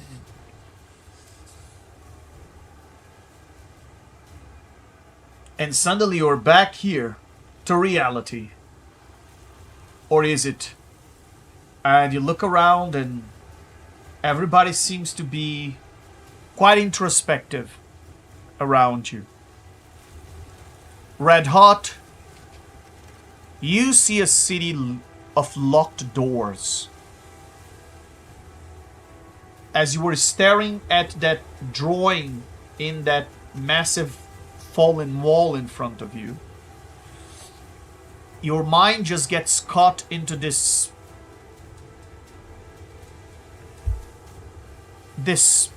awakened dream. You see as the stones rise from the sea like towers. The stones from the location where you are. Behind them, you see tyrants clutch their crowns, and devils clutch contracts, and priests clutch donation boxes, and nobles clutch keys so tightly their fingers almost grow into gold. You've noticed the poor that stand below the flooded streets, reaching upward as the water climbs. Then the locks begin to click, and one by one every vault in the city opens. Coins pour out like rain, food spills from sealed granaries, and weapons fall from noble walls into the hands of the desperate. The powerful scream as the tide takes what they hoarded and distributes it with perfectly indifference. And far beyond the city, something watches from the water. Many eyes drowned into the sea like stars. And you hear in your mind, "You know the oldest theft. Freedom kept those beneath. Doors made sacred by those with keys.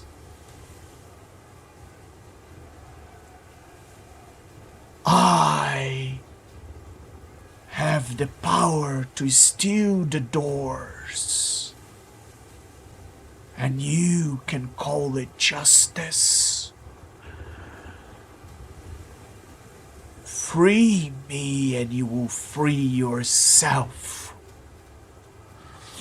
And as you hear that last sentence, you snap out of it, and you look around you and you see all the others with the same dumbfounded look on their face. Gorbin, in your mind, you see a creature that reminds you of something you have seen before.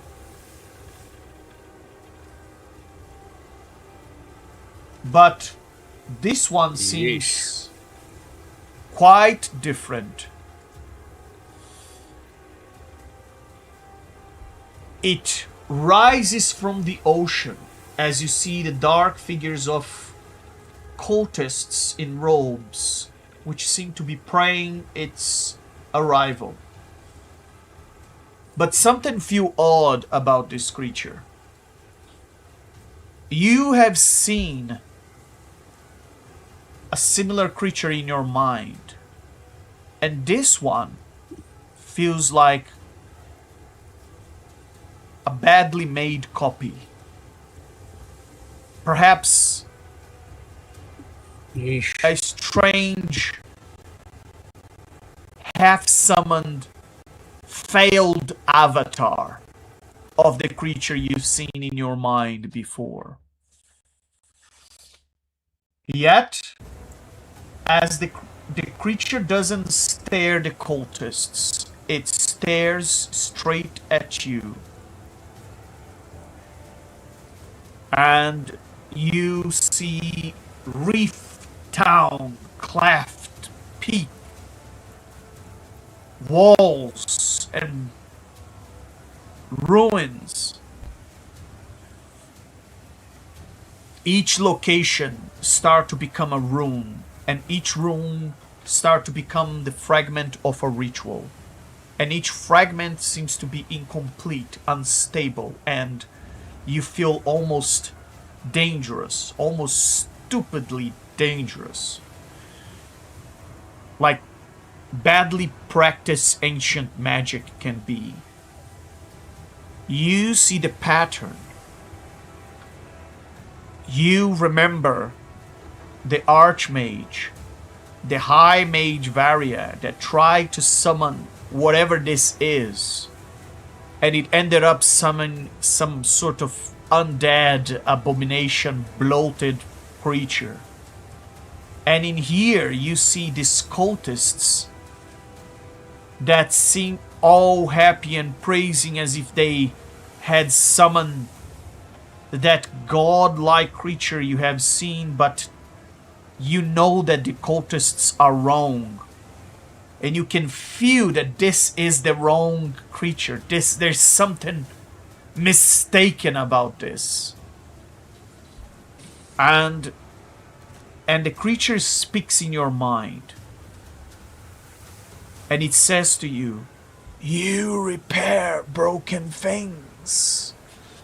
Magic, memory, friendships.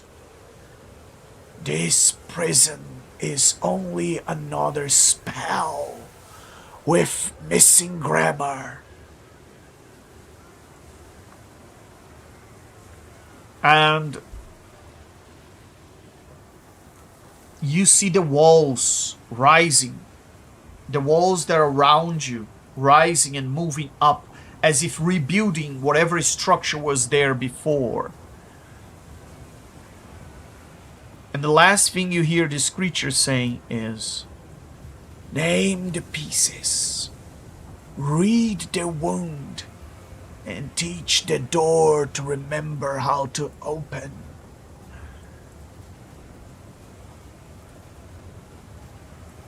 And then the flooding water from the vision just comes to you, and for a second there you thought you had been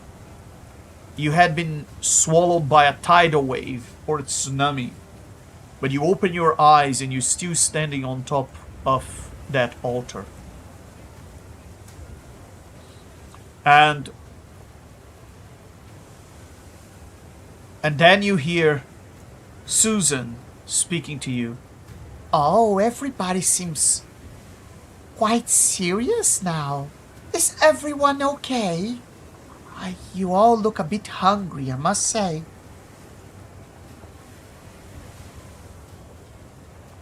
Are you worried that we are in an evil island? Don't know if evil applies here, but it is certainly abominable. I'm gonna pass on your offer of snacks. I'm not hungry. I'm just disturbed. Oh, I have to say, Corbin, you have such a scholarly look when you are concerned. But maybe you're just drunk. I just can't tell the difference, dear. There's no difference. It's all the same thing. Drunk, learned, scholar, thing. It's all the same. It's just me. It's just way I is. Oh, and Grunge, you have such intense little eyes, dear. You just like a raccoon that is stuck in an alley.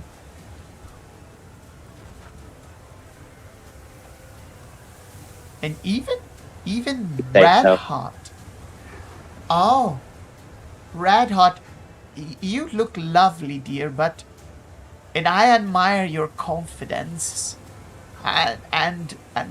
but you have quite a stage presence, one might say.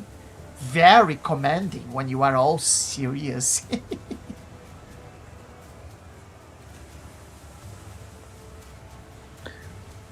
Can I make an... Thank you, I guess. Sorry, go ahead, Red Hot. I didn't mean to cut you off. No, that was it. That's all that I wanted to say. Oh, Just yeah. Okay, so I was just gonna ask if I can make an insight, or maybe it's a perception. I'm not sure. But have we seen any other living thing in this, like, since we've been here, other than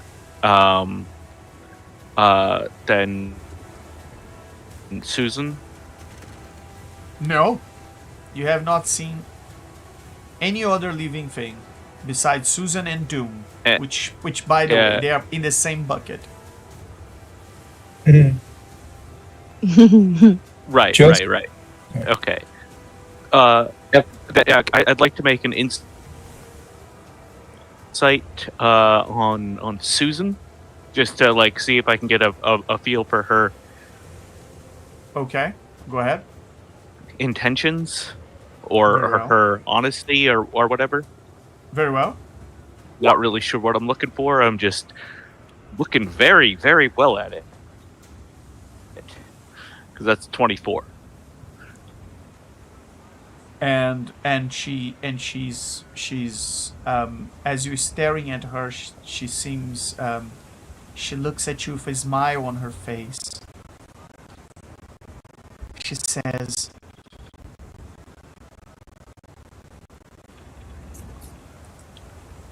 If you say you don't need food, dear, I trust your judgment. I don't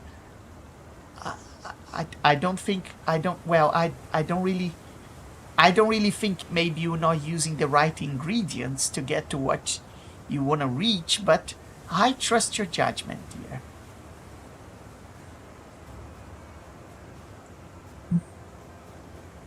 and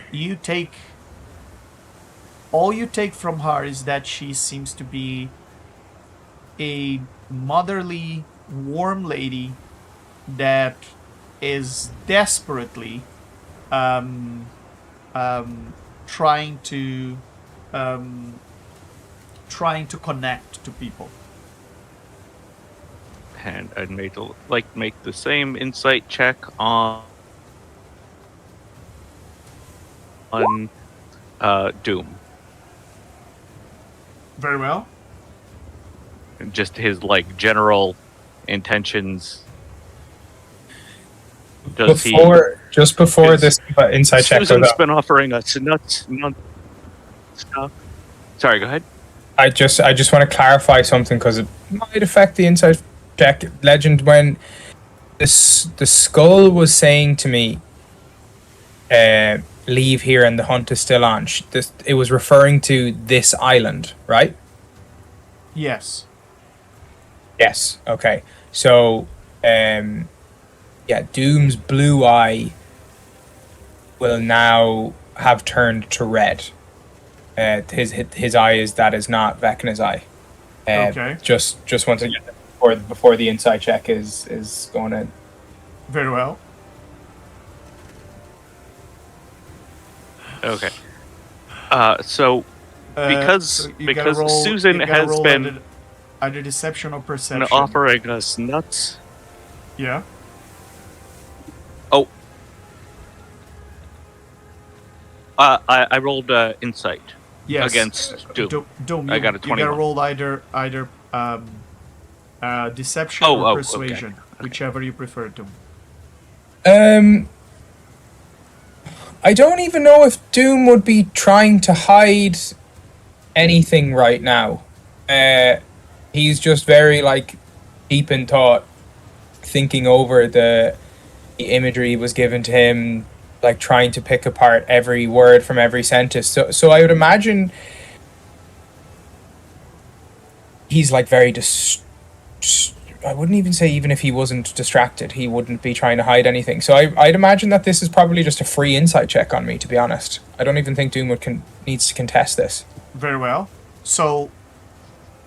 Yeah, I think so, because I'm not really trying to determine based on a specific action, just kind of trying to get a general vibe on account of this Susan person, who is a complete mystery, has been offering us nuts nonstop, and this Doom guy is She's been eating them as well. a follower of Nutslick. Yes. So, Yes. what would But you get? still, her desperation to feed us nuts seems mildly suspicious in Corbin's mind. Or at least That's it the seems one. suspicious in my mind, and I am transferring that onto Corbin. Very well. Doom, going off what Legend gave about Susan, he's very arrogant, very capable, talented, powerful, but he's almost like I don't know if you've seen One Punch Man, but that level of oh, nothing's a challenge, life's too easy, but also he's red there. It's he's almost obsessed, think of an alcoholic trying to get its next drink, and it's I'd imagine you catch him when his eye goes blue to red, and it's it's the same person, but it's the other side of a coin. Does that make sense? Yeah. Yeah, sweet. Yeah, 100% on all Nice. counts. Okay, so for the insight check, then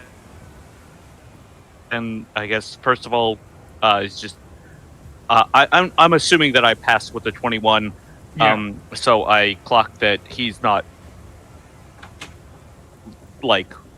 his general vibe is not being dishonest, he's not lying to us, and I clock the change in his eye color, and that there is a shift in his overall vibe. Yes? Yeah. Yeah, okay. I may not know the specifics, but there's some kind of a vibe shift there. Okay. Yeah, that was. And on Susan, you I don't just think I had anything the else. only thing you get from her is that she's a nice lady who's trying too hard to Yeah, to she be seems great. connected with everybody. Very well. She just give us way too many nuts. Just too much nuts. Don't need nuts. And do you say that Do you say that out loud? I don't need nuts. Oh no, sorry. That was That was just you thinking. Very well. I did it in character voice, but no, I was saying that above the table. Yeah, that's just in Corbin's mind. Very well. And while you all try to figure out what you can do next, staring at this island, let's take a quick break and right back in 15-20 minutes max. Great.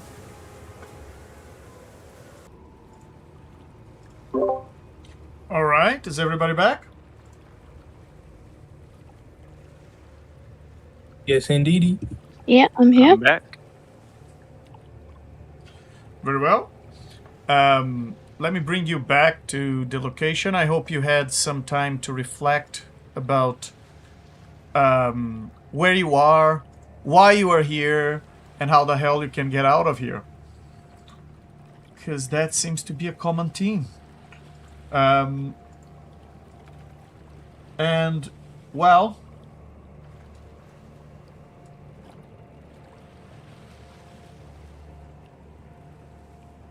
As you all standing reflecting there,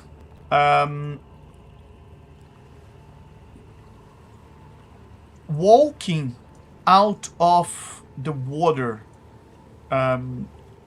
beneath 100 feet beneath you, this man dressed in noble garments with slate black eye and all wet and with this strange, it's just staring at you. His skin glows like the skin of a fish, but you don't see visible scales, or if they are, they're very delicate. He walks out of this of the water and stands on the surface. You can see that he's wearing rings on his hands, and his garments seem to be quite noble. If wasn't for the visible wear and tear of time on them. And he makes a gesture of reverence towards all of you as he says, More dream falling. I'm a Shravu, tender of the last phrase. I welcome thee.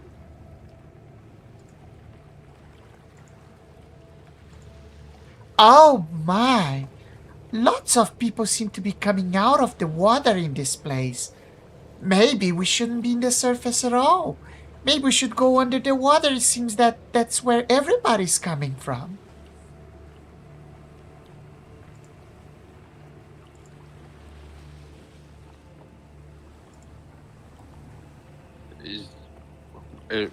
What? What? Susie, where are you talking about, Susie? It doesn't make any sense. Water is you can't breathe underwater. It's just water. You can't breathe that. Where are you talking about? Well, that man It's a seems bad idea. quite well dressed, and he certainly seems like he's breathing. Which is very suspicious. You can't trust him. Can't trust him. What was he doing in there? Why was he breathing under the water? I mean, it just doesn't make any sense. Susan, I can't believe I'm saying this, but I I do agree with Corbin. Any man that does walk out of the water in vestige garments, completely dry, does seem very suspicious. See, even Bubble Guy agrees with me because I'm very clearly right. Bubble Guy. Red Hot, I'm beginning to like this one. Bubble Guy is great.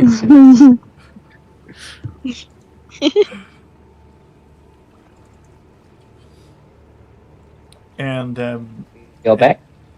yeah, Grunge, go ahead.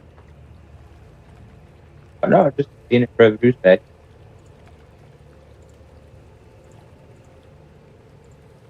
And he says, It is always a pleasure to welcome dreamfoul creatures into our midst.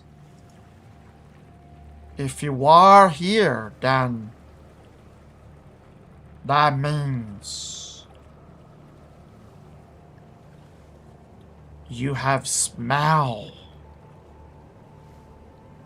our skies, because the mist bring many, but most drown. But a few learn to listen before the water reaches their mouth, and that's quite useful. I don't appreciate you accusing us of being smelly. I take my personal hygiene very, very importantly. I'm very hygienic. You don't call me smelly. I smell bad. You smell bad. You came out of a lake.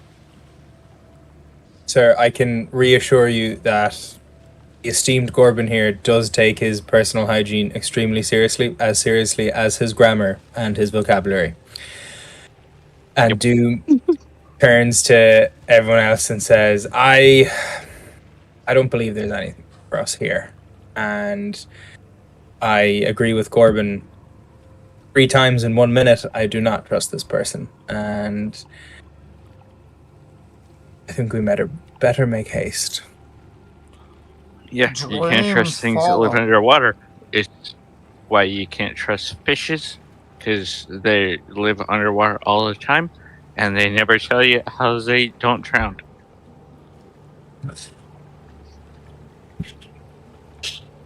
Dreamfallen, the vault has stirred when you arrived.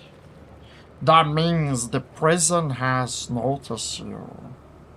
And that's good, because it hates being ignored.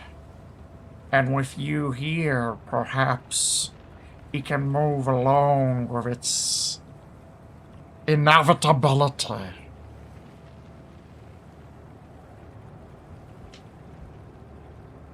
Just to reiterate Corbin's incredible example, sir, we do not trust you because you are like a fish and you swim underwater and won't tell us how you don't drown. Just like if you were a seagull and you are a bird of the sea but you live in the skies, you are not to be trusted. He's gonna turn around and give Corbin a wink, and he's like, he speaks my this man speaks my language now. Yeah, exactly. You can't trust him. You can't trust him. You can't trust things that live in the water and you don't drown. Corbin, what's your just 1 second, Mr. Vool. Corbin, what's your opinion on seagulls? This could be the most important question I ever ask you. I don't like them. They just spend too much time around the water, and mostly eat just the worst things. They're just a menace. Corbin, that was a trick question. That was the second most important question I was going to ask you. What is your opinion on goats? Goats are amazing. Are you kidding me? It tastes Goats delicious. are the best creatures. They've got some of the most amazing eyeballs there are. And have you seen? Is there very much above the table? I'm gonna cut that off there because the rest of that is probably not fit for YouTube. Mr. Vool, But he's a fan. Mr. Vool, I speak on behalf of Emperor Gorbin of the Hellfire Club, second of his name, third of the goats, and killer of seagulls. We do not trust you. You are not welcome here. The prison will be ignored by King Gorbin, and I am his first mate, the Doom. Oh.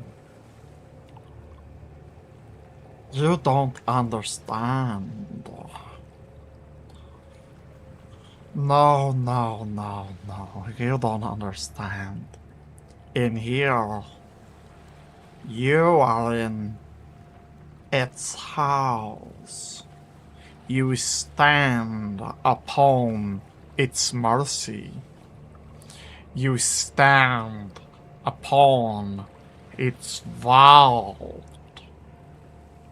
Oh, you want to escape, but the sleeper wants release. And this is almost the same desire. But I hold the final phrase. And we do not hold the tide, the star, or the blood. 4 pieces and 1 way out. Now, little thief, the phrase is not stolen. It is inherited by drowning.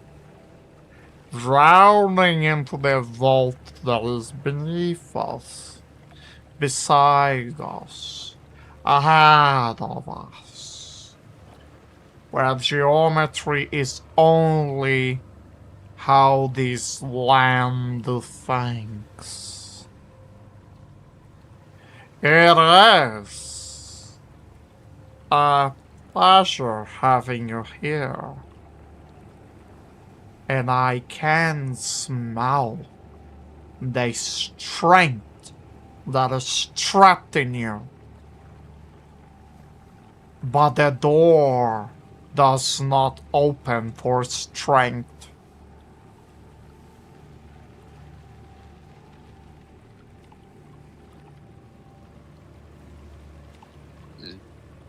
The reason why I open the door stays shut.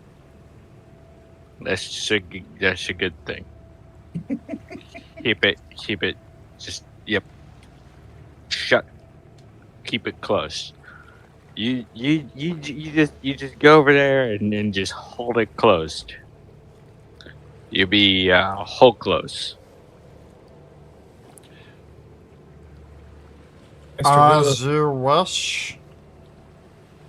Remember, when tide, star, and blood, and dream agree, the drowned door remembers the surface. And you will come looking for me soon enough. And he walks into the water. Definitely won't. And sinks into the dark water under dark skies. Oh my goodness. He certainly talk a lot of cryptic things. I have to be honest, I couldn't take note of all of that. I tried, but all I got was tide and blood, and I didn't quite understand all of that. Yeah, it's fine. He's fine. He's gone now. Just Never trust a fish finagler and a seagull lover. He's gone.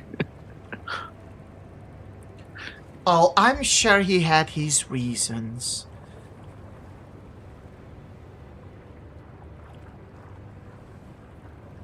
Can't trust anybody that lives underwater. Oh, Don't you get know, this man up here. we shouldn't judge someone just because they live underwater. You know, sometimes people just need some time and some understanding. I'm sure he just wanted to make some friends. He seems quite lonely, and that water is very cold. Well, know? if you want to make friends, then you should not be underwater. Susan, It's I'm not a beginning to place to think. make friends. I could wholeheartedly agree. Susan, I'm beginning to think you also love seagulls. Oh, I think that seagulls are just nice birds from the sea. Doom draws his sword. Oh, look at that. That's a nice sword you have there. But don't be rude, huh? Let's all be nice to each other. Tell me, where are your parents, Doom? Were they the ones who gave you this name? No, Susan. I was created. As you can see, I'm a warforged. Oh, We're not organic. that must feel very lonely. No, I have Gary. And what Gary giveth in full. Gary giveth his love to me. I am the Doom whomst is loved by Gary. Oh, I see. Gary's your boyfriend. Oh, you are very progressive. You know, my friend Barbara, she has a son that is just like you. He also has a boyfriend. Susan, I wish I could say Gary's my boyfriend. But Gary is one thing. And Gary is the goat. Oh, who am I to judge those who should love whoever they want to love? If you like goats, dear, I mean, I don't understand the fetish, but it's completely up to you. There's no judgment on my part whatsoever.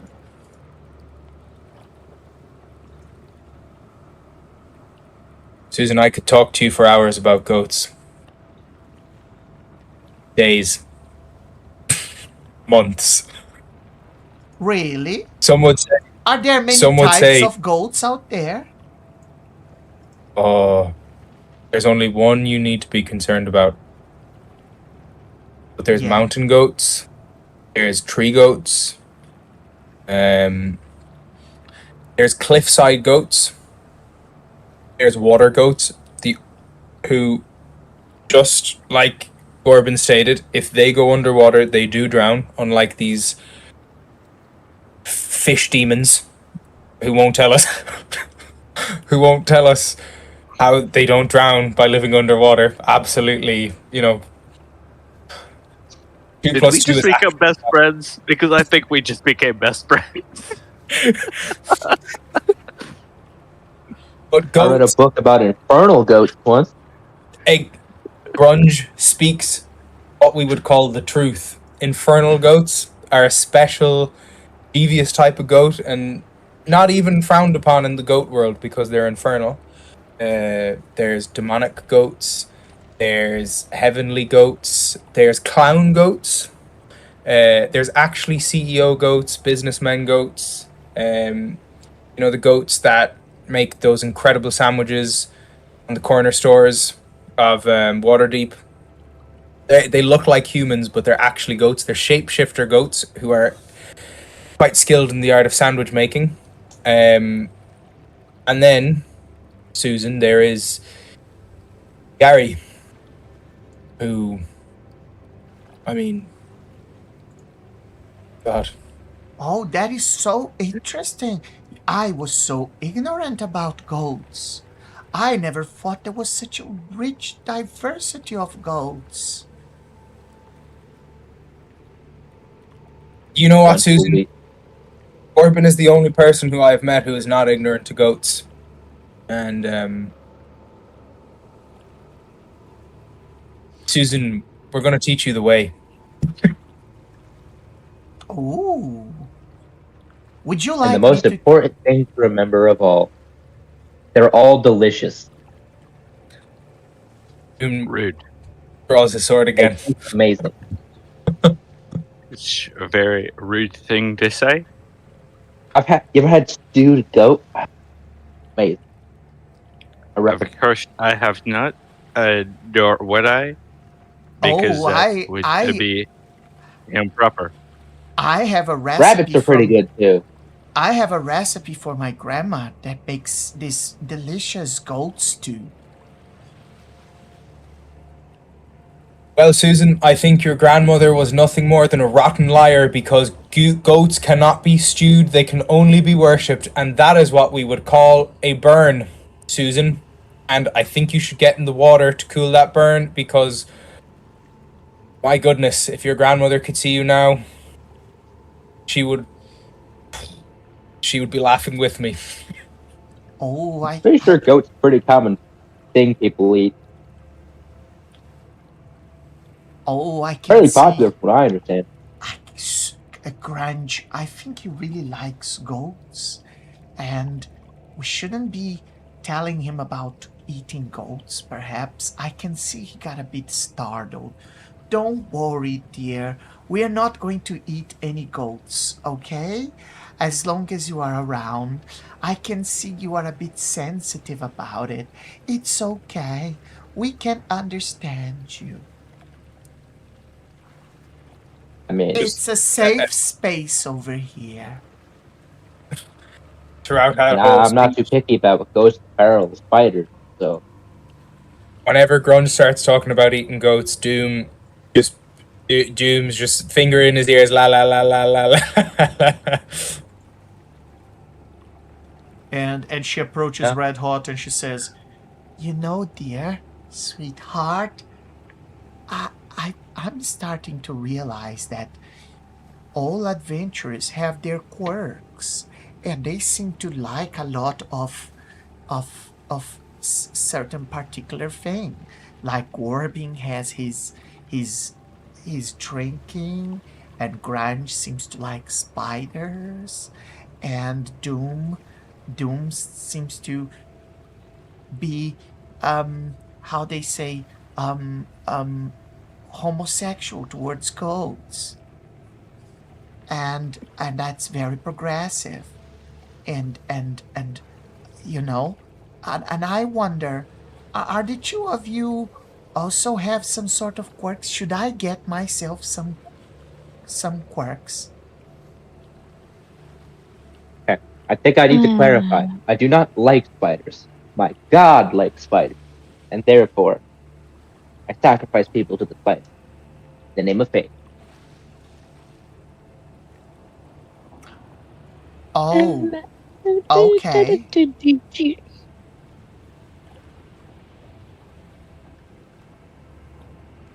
Do you have any quirks, Susan? You know, I never took some time to think about this, but perhaps I I think do being have. disgustingly nice counts. Oh, I don't think that's a quirk. That's just good manners. If you had gone to the church with me every Sunday, you would have good manners yourself. Ooh. She definitely has a thing for that squid guy. Susan has her revolver loaded.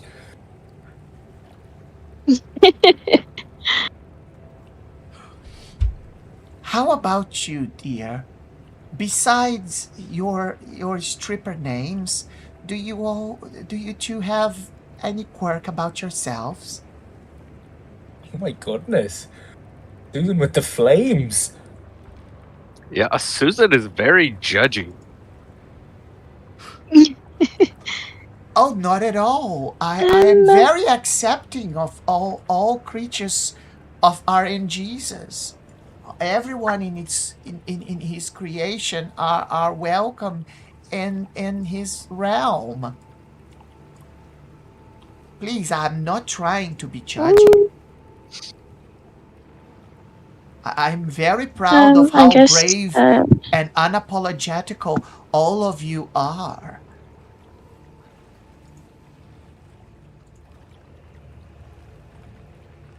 Okay, Susan.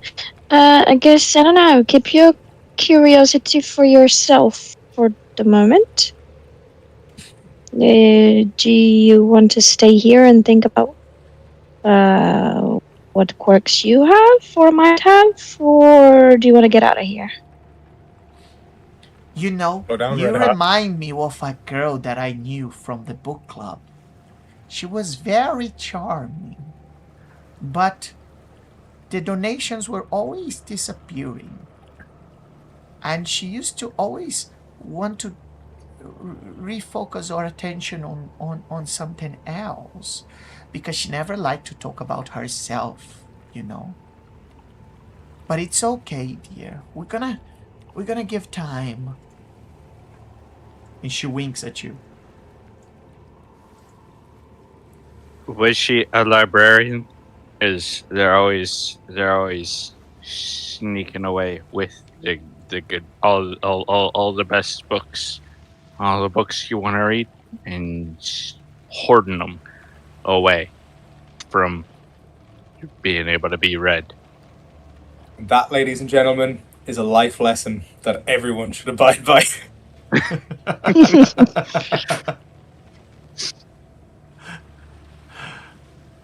And as she talked to all of you, Can I roll anything to? Because like what she just said now, kind of, seems a bit familiar. Can I roll something to see whether I've ever seen her, or I don't know if I know her? First of all of you add 16 temporary hit points to yourselves. As she was, despite her despite it didn't sound like it, she was bolstering all of you.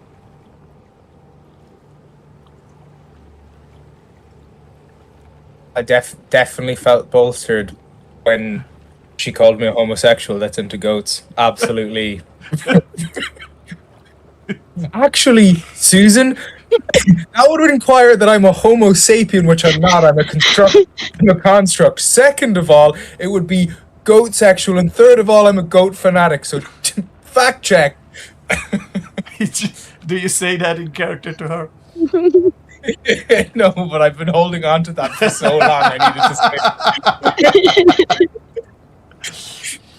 say. She just misunderstood you.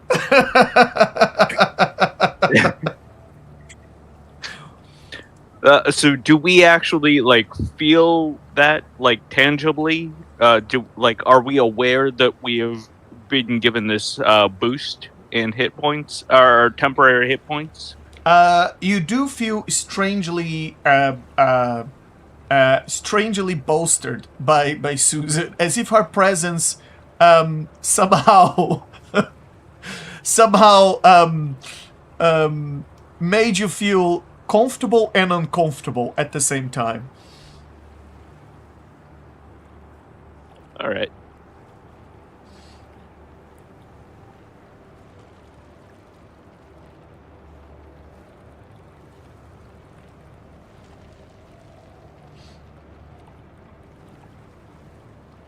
And she says, Red Hot, you are muted if you are talking. And by the way, I am a chef. I can make some delicious food. But Do you think we can find some fish around here? Perhaps I could cook some for you, since you don't really like fish. Perhaps since you don't trust them, perhaps you're gonna eat them. How would you like some fish pie? I can make some delicious fish pie.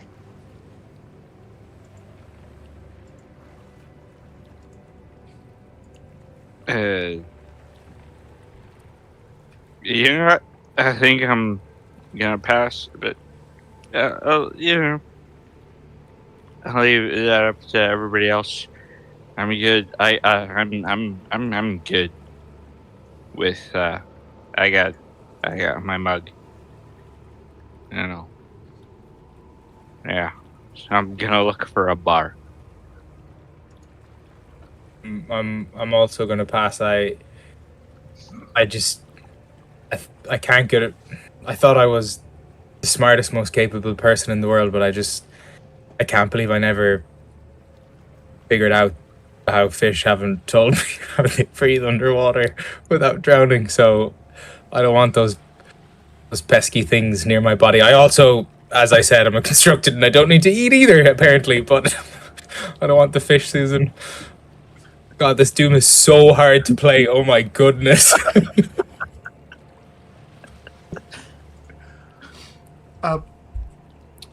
That's okay. I'm sure you feel hungry later for dinner. By the way, can anyone tell what time of the day it is?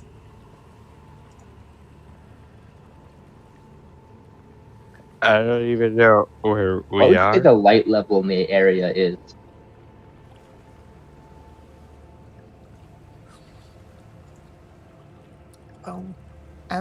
The light in the area is like a constant twilight, as if you were seeing the aurora borealis in purple and green, swirling in the sky, and the colors just keep going, and it's a constant evening light.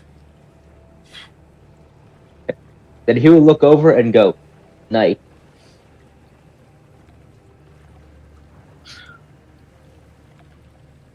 Are you telling me that this place is essentially always evening? The light is. The exact opposite of. So if I were to take a moment to reattune to my Ring of Magnificent Mansion, I could use that infinitely in this place? Is that what you're telling me right now? That's not what I'm telling you right now. I feel like it's what you're telling me right now. While wearing this ring, you can cast Magnificent Mansion's spell once per long rest, but only at evening time. So it's once per long rest. Yeah. Yes. You can cast at But evening if time. it's always evening time in this place, Yes, but and I can take a long rest inside the. Yes, I can take a long rest inside the Magnificent Mansion, and then come back out and cast it again whenever I want. no, you can because it's always. You can only take one long rest per 24 hours. That's a rule in the game. So, yeah. But the Magnificent Mansion lasts for 24 hours, so it is accessible. Yeah, you can stay if you want. You can cast Magnificent Mansion and stay. Yes, you can stay. Awesome. The Magnificent Mansion lasts 24 hours. So if you stay 24 hours inside the Magnificent Mansion, but this is not a feature of the evening time. You could potentially do that even. No. It just requires evening time for the being able to cast the opening to open the thing. Yes. Right. So if it's always evening time here, then I can cast it. Obviously, once per long rest. 24 hours, yada yada yada, but effectively speaking, I can just have a 24/7 magnificent mansion available, is what you're telling me. And I do currently have an open attunement slot. So Very well. So Swear they the changed it. I don't remember anything about evening for Magnificent. Yeah, no, this is a feature of the ring. So yeah. So the Okay. ring allows him to cast once per long rest. He can cast Magnificent Mansion, but only at evening time. But what I'm telling you, Gorbin, is that if you had done your timing right, and you cast at evening time, when you come out 24 hours later in a normal day, it would be evening time again. So you would be able to cast again. Right. So even Right. the fact that it's evening here doesn't change that. You could potentially do that even outside of here. That was always a feature of the ring. I guess it just makes starting spell easier.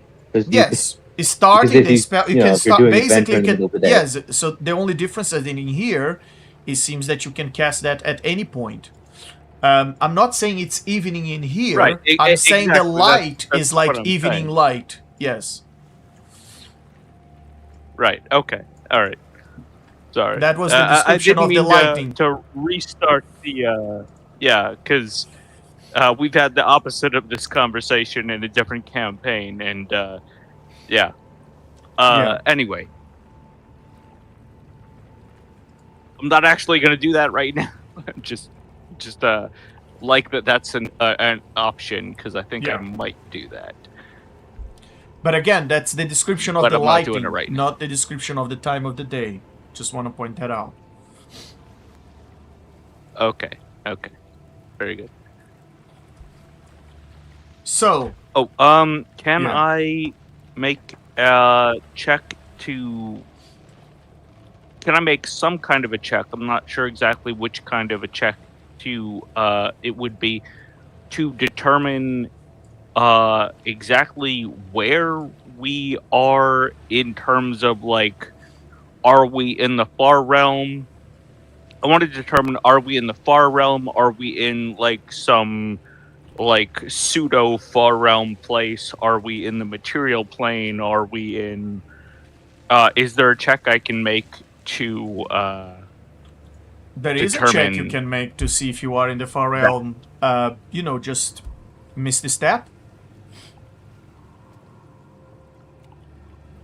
Well, Misty Step isn't a check. Misty Step is a It's a test. spell. It's a test. Is there I swear we convened last session that we are within the far realm. I can't remember exactly what we saw or what happened. But think that's that what I when remember. when we were in the cave thing, we were in like quasi far realm space. Yeah. And this may just be a bit of me failing to remember, but I don't remember if we clarified after we got teleported to the boat. You never got teleported to the boat. The mists just raised in the transported cavern. to the Yes, boat. and you got transported to the boat. Yes. But yeah, there was never an explanation on this, and there's still none. The dark mists brought all of you here. Even Susan told you that she was just cooking dinner for her family, and then some dark mists appear and cover the kitchen. And when she realized she was here, the same for Doom. He was looking for clues, and then suddenly he appeared on the bottom deck of that crashed ship. And the four of you was the same. You were in a cave. But there were some. And you can, in No, I was order to just saying determine that if there you are were the some far realm, visions, I think. the most infallible check is to teleport yourself even 30 feet away. If you ended up in a different layer of reality, then that's probably you are the far realm, Gorby. as you've learned in that last fight against that abomination. Okay, so what you're telling me is that I can make like just a straight up skill check to determine How? one way or the other I have You- actually taken action to. I mean, if you roll an investigation, Like to I can't sense sense it.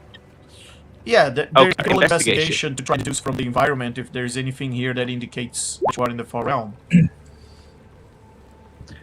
That's a 9, so I'm guessing that's not S. What I try to say? Because I have this. Doom, you never been in the far realm. Red Hot, you can try, you been in the far realm, you and Grunge. You can try to roll an investigation as well. A 23? Very well. For what you can tell around you, this definitely has some features here that remind you of that place you've been through, particularly that big feature there, that, you know, that giant octopus face drawn on what seems to be a massive doorway.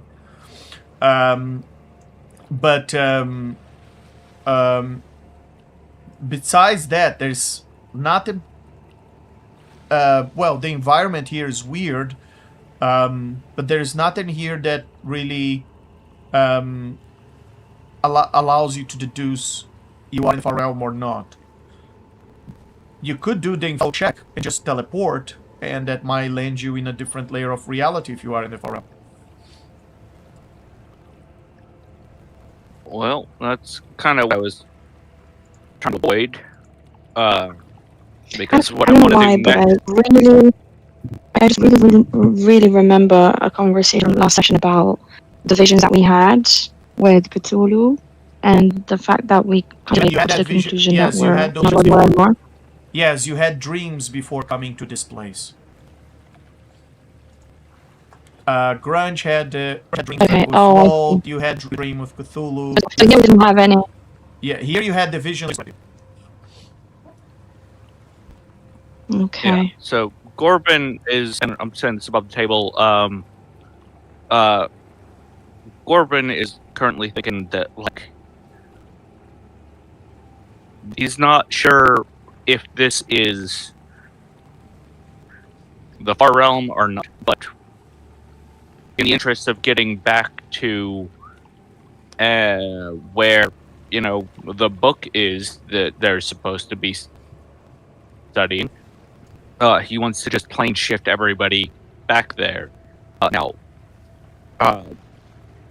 Legend, please remind me, is that a thing that is technically possible? Like, can he plane shift back to that place, or is that a place that cannot be plane shifted to, that requires divine sending to that place? Because I think last time we were sent there by a goddess. Yeah, people are gonna check and I can. Alright. I'm real good at those. Unless I roll a frickin' goddamn 1. Like, Okay, I'm using my inspiration on that, because that is some bullshit. Okay, there we go. That's a 43. Alright. Okay, yeah, I Wow. know everything about the nature of the whatever the heck it was I was asking about. Very well. Plane shift would work if you had either created a teleportation circle on the place, or if you had attuned a metal rod, specific type of metal rod, to that place. Without that, the only way to get there is the way you've got it before. Because the problem with that place is, as you alluded to before, is that is in between what seems to be the Shadowfell, the material plane, the Feywild, and Far Realms, like a node of several at the edges of the material plane, a node of several different planes of existence. So it's not just one plane of existence. And you can use plane shift to go to different plane of existence, and you can specify a destination where you want to go. But in order to get a specific destination, you need to, or exact destination, you need to specify a sigil sequence, or to have some sort of fork attuned to, or metal rod attuned to the place. So otherwise, you can Now, describe the if place, I but am you're gonna end up in a random plane of existence. Yes. if I am wish casting, which allows me to forgo the material components, can I do that So and get us back there reliably? I even think if I you want wish to cast, remind everybody yeah. that we are in possession of a well of many worlds. A well of what now? Well of many worlds, the big plane shifting teleporty item. Here, I'll put it in the thing. But Oh, I was not aware of that. yeah, we got this on like the second or third session of the first season. Oh, that's awesome. Oh, And I've just been holding on to it for like months. Never had a reason to use it.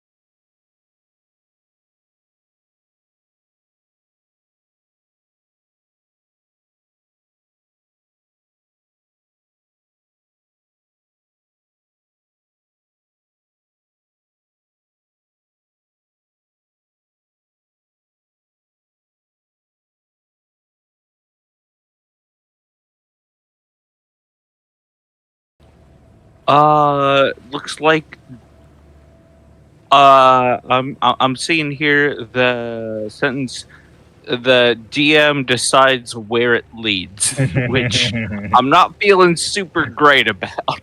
Oh, come on, it always is fun. I mean, No I'm way not he'd send saying us it somewhere won't be worse. fun. Yeah, Also, I it's like time that to idea. reenact the movie Inception. Yeah.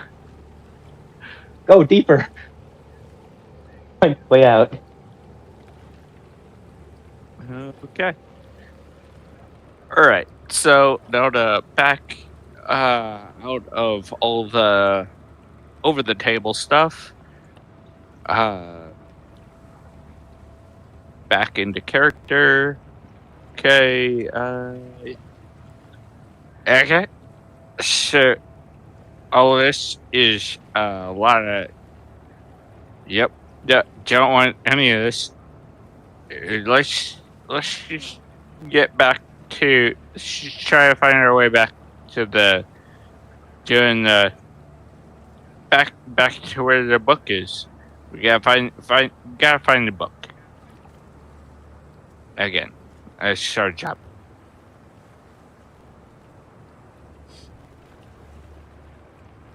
And Grunge will pull out the well of many worlds and go and try this. Very well. Grunge, as you put the well of many worlds on the ground, and you would be expecting to see a portal that leads to another plane of existence, and yet all you see is darkness.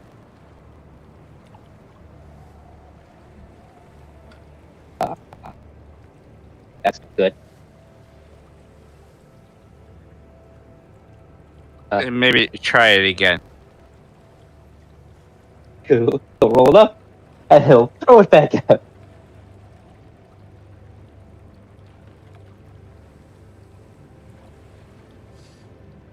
Very well. As you try it again, you still only see darkness.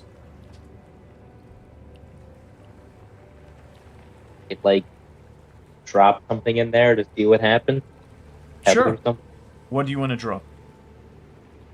I'm gonna drop like a rock. Very well. As you Susan in there. as you drop a Sorry, rock, that was Really? above the table, not an actual suggestion.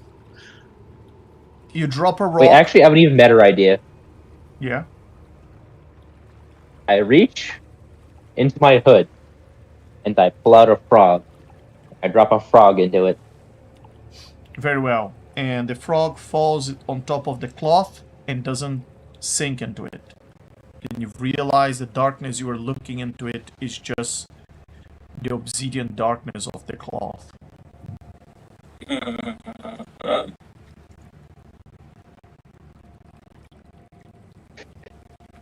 Well, I summoned a frog for no reason.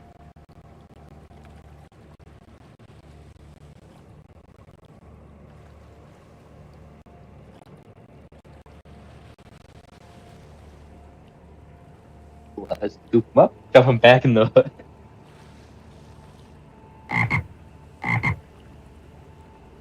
And you can hear the confused, and you can hear the I've confused never had a frog reason just to use looking the hat of vermin, at you as if so I thought he doesn't understand what's going on. no rats or frogs or bats or whatever thing.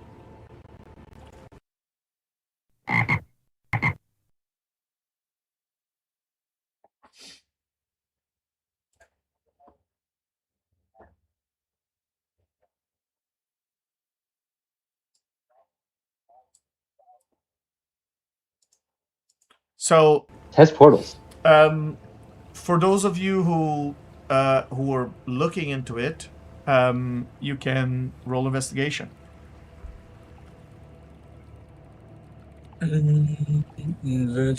Investigation. 31. 14 for me. Why does it roll like 3 dice and then I have to reroll? You probably have a. Same here, Yeah. 14. It was actually, wow. I rolled 31, now I got a 19. Great. Very well. Oops. Doom and you roll how much, Red Hot?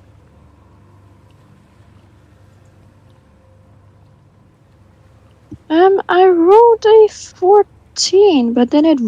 Oh, yeah, a 14. well. Sorry, yeah. Gorbin, you and Red Hot Not have very no good. idea why the Well of Many Worlds didn't work. Probably is not a Well of Many Worlds, and Grunge just was really hopeful it was. It's just a very dark cloth. Doom, both you and Grunge thinks that something in this place prevents travel, and that's why the Well of Many Worlds didn't work.